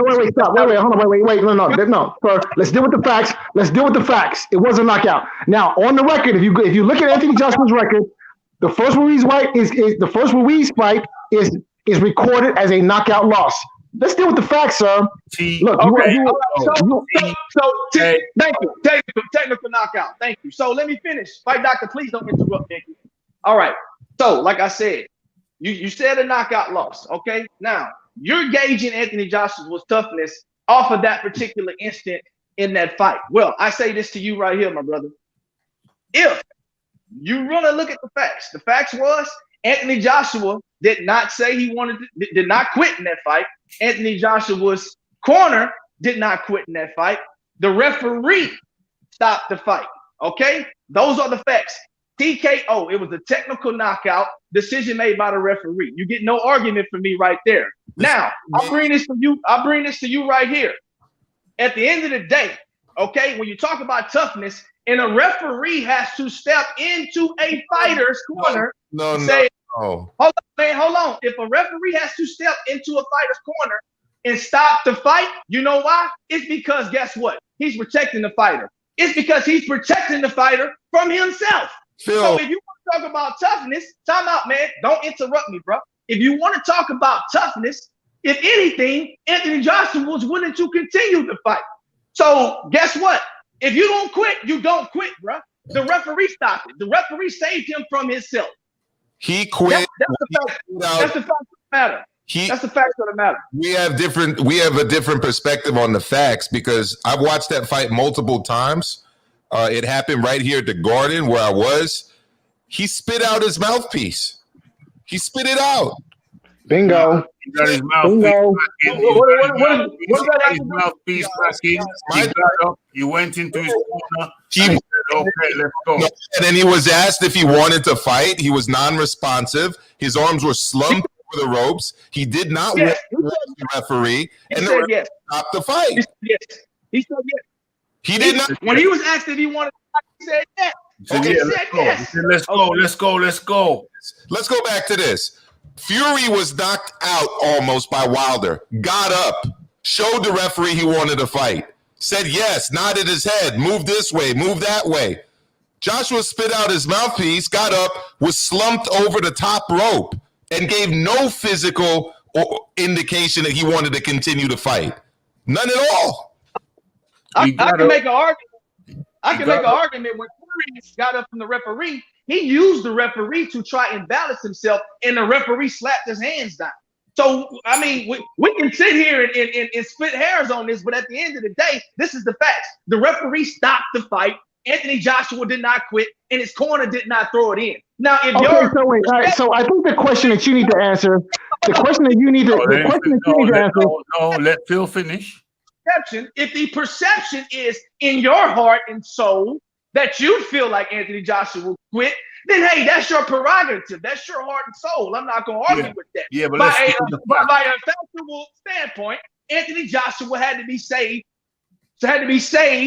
From himself due to the referee stopping the fight. Those are the facts. Yeah. Okay, so why did the ref stop the fight? Why? Because he felt that the fighter was no longer. Come on, get it out. Come on, go ahead. Come on, get it out. Get it out. You can say it. Let me finish, please. Stop talking over people. It's a very bad habit. The referee stopped the fight because he felt that the fighter was no longer in the fight as much as he should be. All right, now may I translate that, please? May I translate that? You don't have to translate it. No, that needs a translation. That needs a translation because that's a lot of lipstick on the pig. You can get on with your point. I'd rather you just get on with your point. Okay, well, the point is this. The referee stopped the fight because the fight was over. Okay, there you go. That's good. He stopped the fight. I'll go with that. He'll stop the fight Joshua had been knocked out of the fight. Those are the facts. He stopped the fight on a TKO. That's the fact. Okay, so he had been technically knocked out of the fight. It's a knockout nonetheless because the fight was knocked out of him. However you want to put it, you can put it that way. What's your point? My point is that you still can't gauge toughness. That's the point. The point is that you still cannot gauge toughness because guess what? Hey, Anthony Joshua was willing to continue and the referee stopped it. Those are the facts. I mean, you can think Anthony Joshua. Hold on a second. Wait, no, sir. It is not a fact that Joshua was willing to continue. That's not a fact. That's a That's your speculation. You're standing up there, willing to continue, ready to continue. You're standing up, facing the ref. No. It was a fact that he was standing up, but it's not a fact that he was willing to continue the fight. That's not a fact. You can't prove that. I think most people. That's what most people saw. So what's the difference between if he don't want to continue, why beat the count? Look, he was very eager to continue. Okay. Why beat the count? Why beat the count, fight doctor?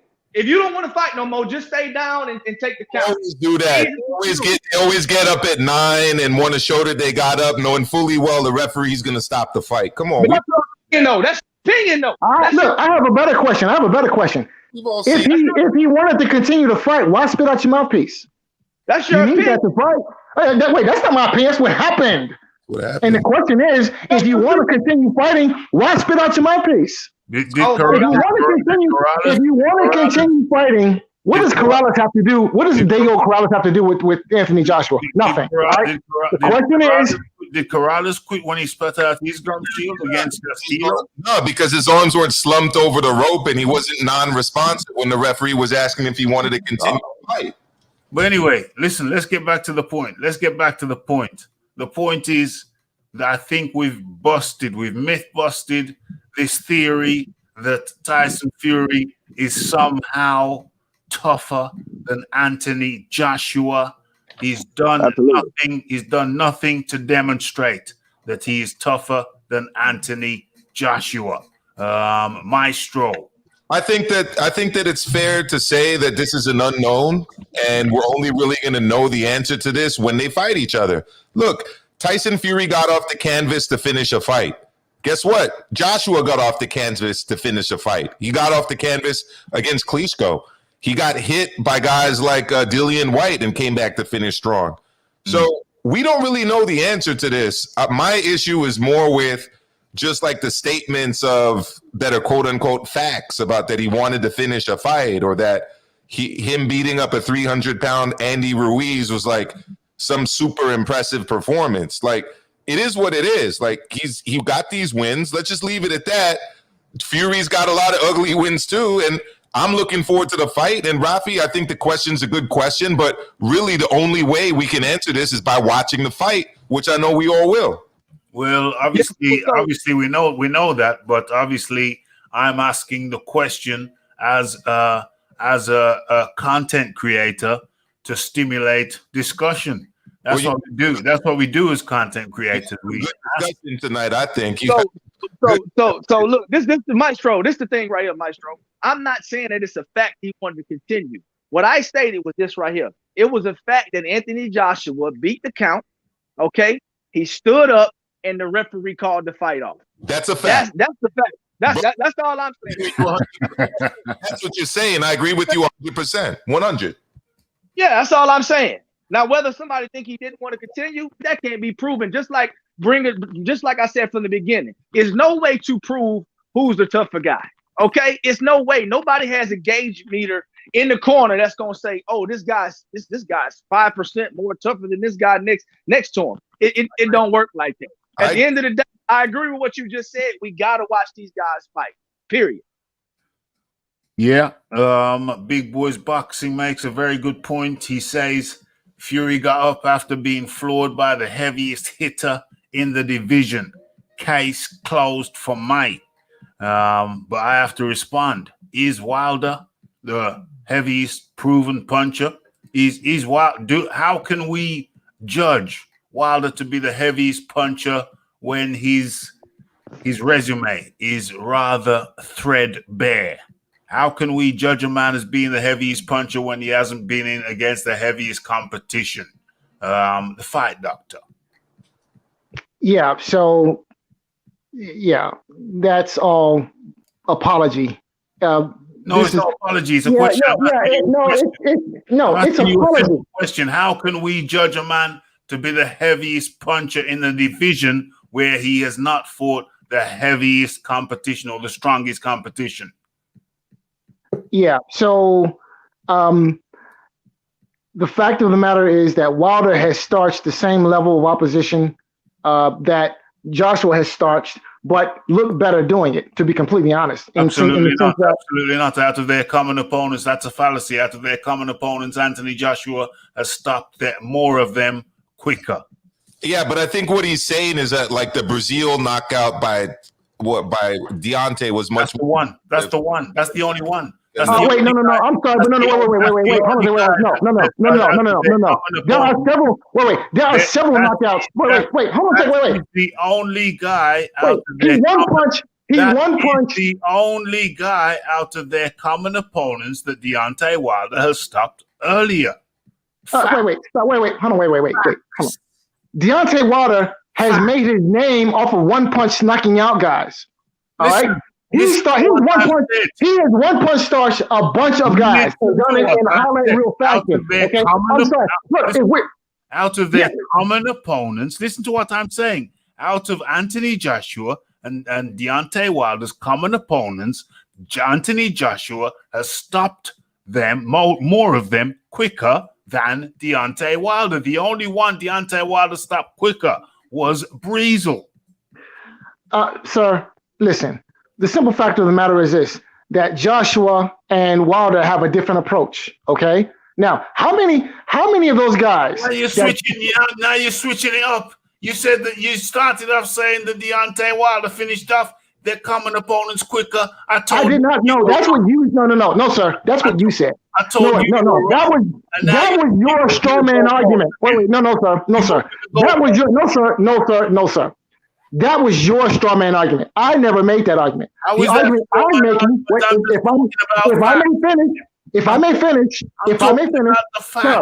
sir, if I may finish, Deontay Wilder is one punch knocking out these guys. Anthony Joshua is an accumulation. That's not true because out of their common opponents. No,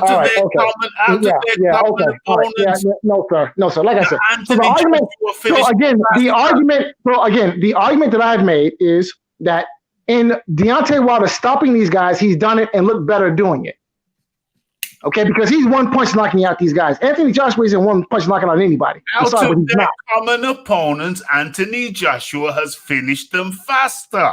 Yeah, with the exception of Breezel. Joshua, what do you not understand? Joshua finished Eric Molina faster than Wilder did, but Eric Molina also said that Wilder is like the hardest puncher he's ever faced.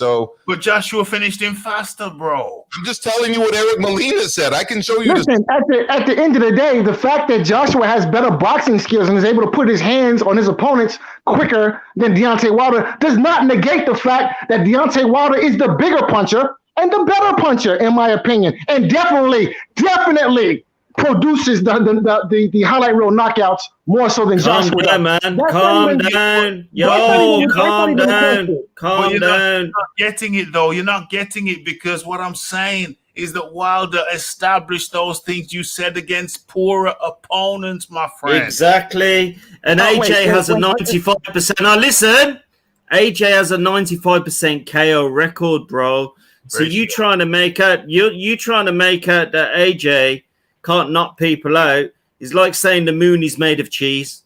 Men like Pigeon, I don't think Fight Doctor was saying that, but I'm saying this as somebody who thinks Deontay Wilder is like an absolute fucking clown since this loss. Yeah. Language, please. Oh, my fault, brother. My fault. But what I will say is this: you guys want to discredit his knockouts and the guys he's knocked out. I mean, look up and down Joshua's resume. Who has he knocked out of the caliber of Luis Ortiz, let alone twice, more impressive than Luis Ortiz? Like, Luis Ortiz, he knocked out Povetkin, who's superior to Luis Ortiz. He knocked out Kubrat Pulev, who is on par at the very worst, on par with Luis Ortiz. He knocked out Vladimir Klitschko, who is far superior to Luis Ortiz. That's a triple boom. That's a was far. Boom, boom, boom, boom, boom, boom, boom. That's a boom, boom, boom. Klitschko was coming off a loss. Was. Oh my gosh. You're talking about a 40-something-year-old Klitschko acting as if this dude is like the 30-year-old Klitschko. Klitschko, listen. Fury, listen, Klitschko had been knocked out 3 times before by nondescript opposition. So I don't get to look. You've gone through this before, fight doctor. You've gone through this before. Wait a minute. Wait. Hold on. You just said Fury. Ortiz is 87 years old. Ortiz is 87 years old. You said Klitschko was coming up. It had been well established. But Klitschko came off last. It had been well established before Lennox Lewis even retired. Before Lennox Lewis retired, it had already been well established. The crystal, the amount of glass in Vladimir Klitschko's chin.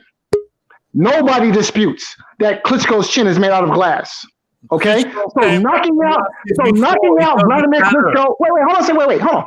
It's not like knocking out Vladimir Klitschko is some type of stellar achievement when lesser fighters have done it multiple times. So what are you talking about? You're holding it up as if it's something to aspire to. Lesser fighters have knocked out Vladimir Klitschko and have looked good doing it, mind you. One punch knocked him out. Like Klitschko hasn't come back from losses before. No, you're acting like Klitschko hasn't been knocked out before. Let's get it straight. You're acting like no, sir. Losses before. 2 points. 1. Klitschko has come back from losses before, so your point is null and void about he was coming off a loss. 2. Oh my gosh, I hope I don't forget 2.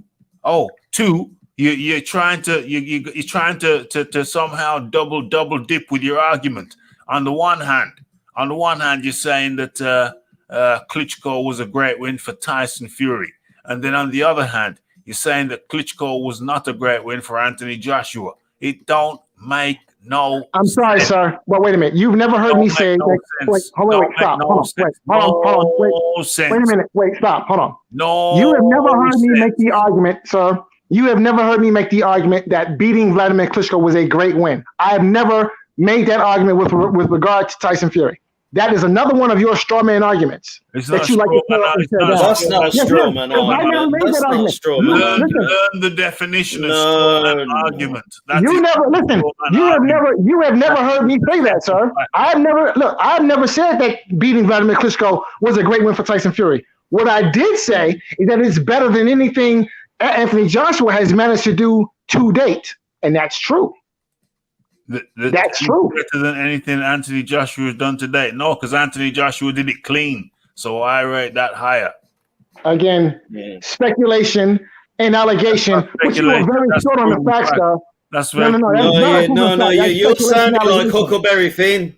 You are sounding like Huckleberry Finn at the moment. Tom, what's his name? There you go. Huckleberry Finn. Luis Ortiz. What's going on here in the chat? Came out with the boom, boom, boom. Yeah, so somebody in the chat needs to drop something in the tin so that Ralphie can go get his chilling outfit because he's gonna need it. Why am I gonna need the cheerleader outfit? You're going to, whenever the fight gets made, we want you front and center, first row, with your, with your Anthony Joshua cheerleading outfit on. Outfit. Listen, so you can support the home team. Listen, for your information, you see, that's these straw man arguments. For your information, the Rafi has Tyson Fury as the favorite to win the fighting with Anthony Joshua. So I don't know what you're talking about. Well, you may have Tyson Fury as the favorite, but that does not deter from the fact that you will be leading the cheer for Anthony Joshua. Pom-poms and all. Yes, sir. I will be enjoying what I believe to what I believe will be a marvelous spectacle, of fighting. Marvelous spectacle of fighting. Why are you Huckleberry Finn, by the way? Why are you Huckleberry Finn? I have no idea what that's supposed to mean. What is Huckleberry Finn known for? Do you know or don't you know? I honestly, he's part of the Mark Twain wrote some play about Huckleberry Finn that I never bothered to read. You don't know about Huckleberry Finn? Nope. Let's have a look. Let's do this in real time. But you never answered H Money's question. Why are you ducking? What was the question? Ask me the question. I'll answer it. The question was: are there any wins on, or who has the best single win between Joshua and Fury? Who has the best single win between Joshua and Fury? Who has the best single win? Well, they both have the best single win. Sir, I'm sorry, but it does not work that way. No, sir. It does not work that way. All right. Your apologies notwithstanding. Okay. Yeah. No, your apologies don't work here, sir. That's the question. They both have the same. Yeah, that sounds like an excuse. It's not an excuse. It's just you asked me. It sounds like an apology. They both beat the same person. Yeah, and it sounds like an apology because one of them. Yeah, they can't both have the best win. Sorry, but no, you have to make up your mind. They both beat the same person. What do you mean? They both beat the same person. One person beat him. One person beat him dirty with stuff in his veins, and the other person beat him clean. Take your pick. You have proof? Do I have proof? The British Boxing Board of Control have proof. So you have proof. You have absolute proof that Tyson Fury was dirty on the night of the fight with Klitschko. You can prove that. What did you say? You can prove that on the night of the fight, Tyson Fury was dirty when he fought Vladimir Klitschko. You can prove that. That's why he got banned. Well, that's why he got banned. That wasn't the question. Question is, you can prove that he was dirty going into on the night of the fight with Klitschko. You can prove that. Well, he got banned, didn't he? He got banned. He got banned for a reason, didn't he?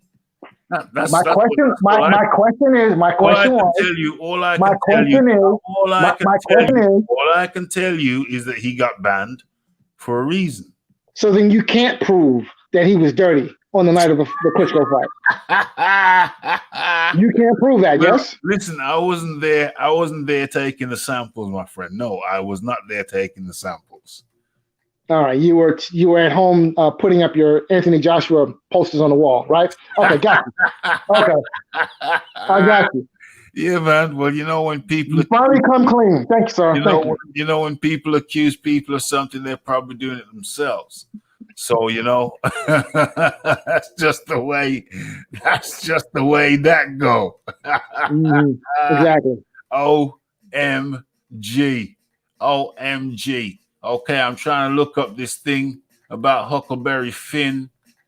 I'm trying to find a nice, short, concise version. Okay, let's try and do this. Let's try and do this live.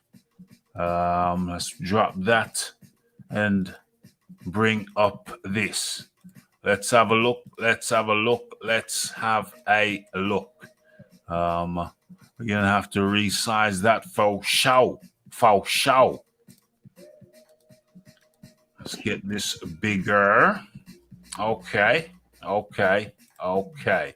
So, what's people saying in the chat? In the chat.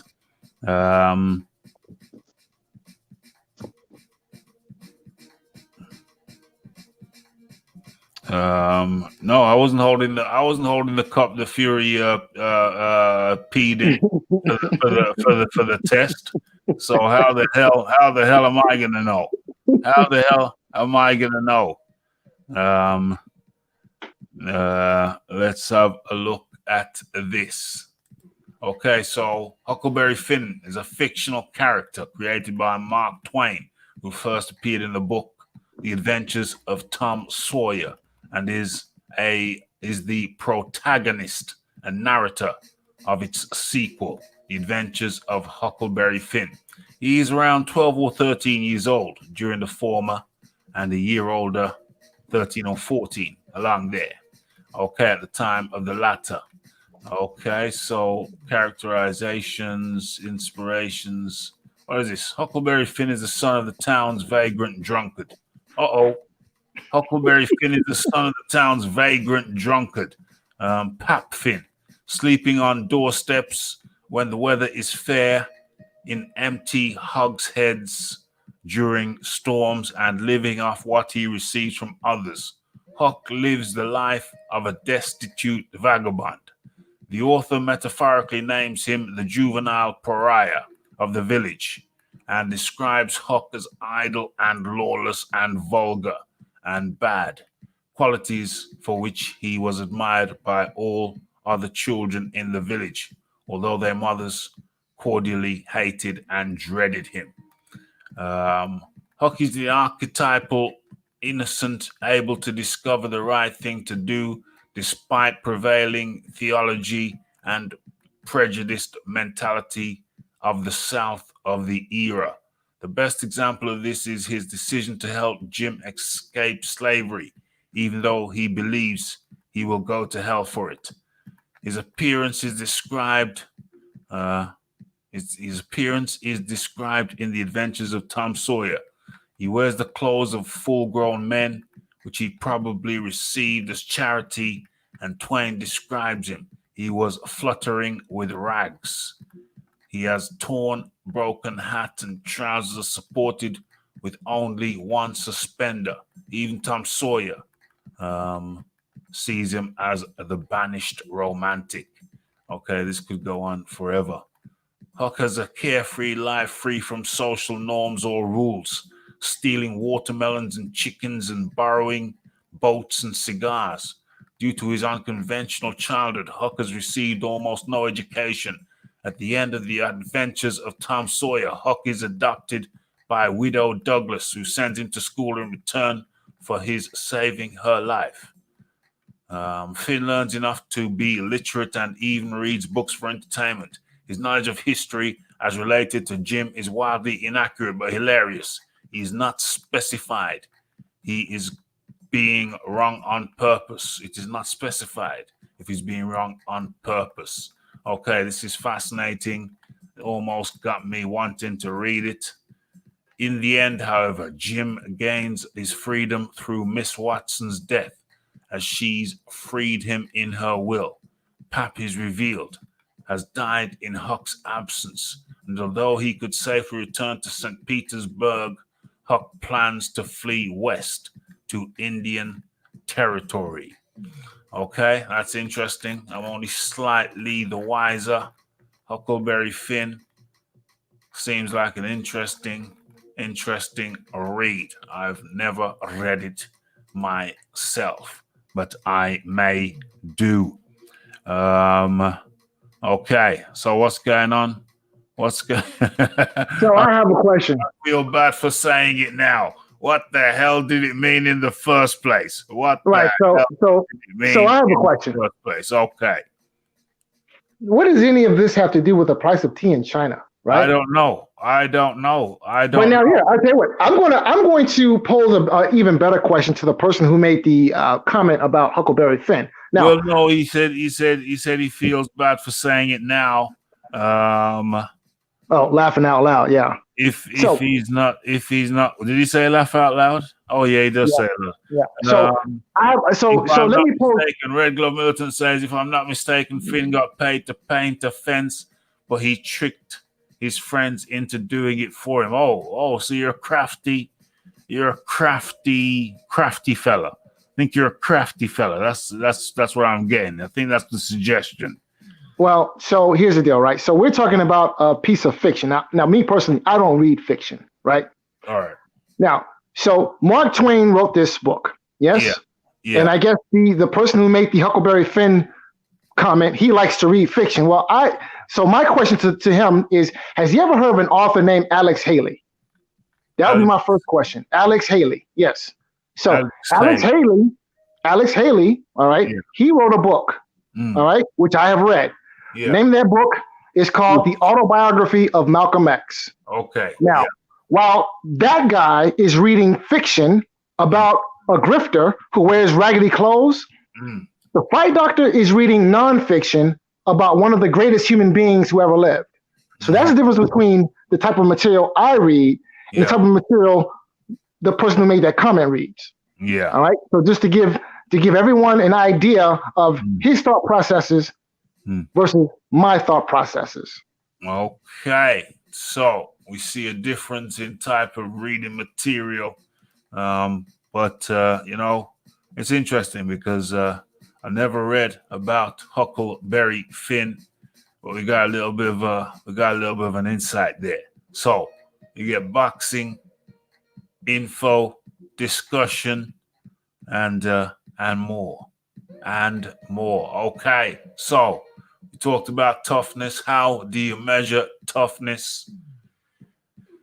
It's easier said than done. But I think we've established, I hope we've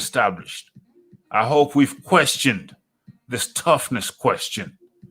I hope we question the toughness question. So with this hypothetical superior toughness from Tyson Fury, I hope we've stimulated some discussion on the topic matter. And yes. We've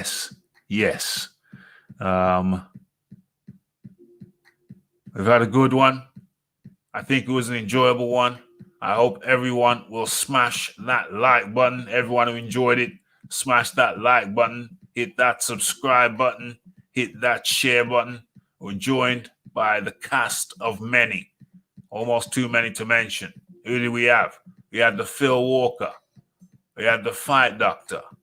We had the Mosaic Maestro, the Maestro. We had the Maestro. We had the Big Boys Boxing. And who did I forget? Who did I forget? I hope I haven't forgot anybody. But if I did, okay. Also, the Red Gloved Militant. Pretty sure the Red Gloved Militant came up in here early doors. And, how could I forget the Pigeon? We had the Pigeon up in here. Much appreciation to everybody who jumped on the panel. Much appreciation for everybody who came up in here and enjoyed the fair, enjoyed the discussion. And, smash that like button, hit that subscribe button, hit that share button, and Fight Doctor. Yes, absolutely. The Red Glove Militant too. And the Fight Doctor, your final words, please. So, I'm critical of Joshua, but I'm critical of basically every fighter because I believe in giving credit where credit is due. And I might seem like I'm a little overcritical, but I think Joshua is getting a little bit too much credit for maybe some accolades that he's not deserving. So he was the one who was unifying while your guy over there was sitting down, chilling. Joshua was unifying. Wait, so unifying what? Unifying belts. Belts are good for holding up your pants. Yeah, belts are also good for increasing your commercial value. Yeah, but in the terms of your standing, they mean nothing. They mean absolutely almost everything because Joshua beat nobody for those belts. When you hold the belts, you call no, sir. When you hold the belts, you call the shots. Oh, who did Joshua beat for those belts? Well, I think you should know his resume by now. He beat Tomato Can. No, absolutely. Tomato Can. Absolutely not. Tomato Can. Absolutely. Has been. Absolutely. No Hoper. Absolutely not. Never was. Yeah, well, you can criticize Joshua. All right, so wait.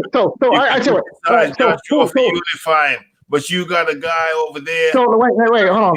Stop. Hold on. Wait. You need the argument that Joshua is unifying. Who did he unify against? Who did he win those titles from? You're criticizing the guy from unifying belts when you've got a guy over there who's just sitting down on the belt. Yeah, you got one guy unifying belts and you got one guy sitting down on the All belt. right, so let's go down the list of who exactly who Joshua We're beat not going down for any those belts. we're not going down any kind of list Has been, because we've been never was, tomato cans, we've been through those has lists. been, We've been through those lists many times. yeah, And never and was, it's rich coming from you. tomato cans, It's rich coming from you when you has know been, it's rich coming from you when you know your guys over there who fought a list of bums. A list of pure bums while Anthony Joshua was fighting legitimate top 10 guys. So it's rich to hear that from you. But anyway. Look, they may have been top 10, but they were not legitimate. Trust. It's rich to they hear. Were far from legit. It's rich to hear that from you when you had a guy over there fighting pure bums. But anyway. Well, it's following the Anthony Joshua model. It's following the Anthony Joshua model. That's all it is.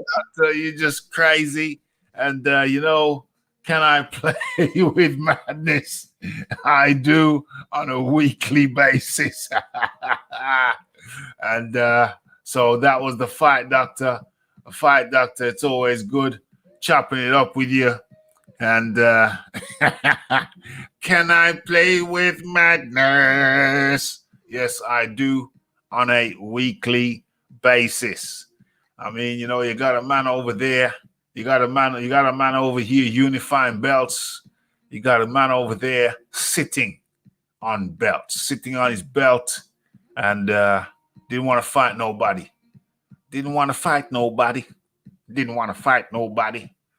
And then picked Tyson Fury.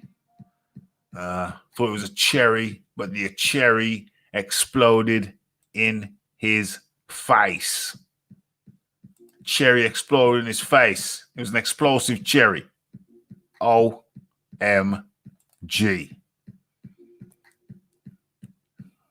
You're gonna have to learn that song on bass or something now. Yeah. You're gonna have to learn that song. What else we got here?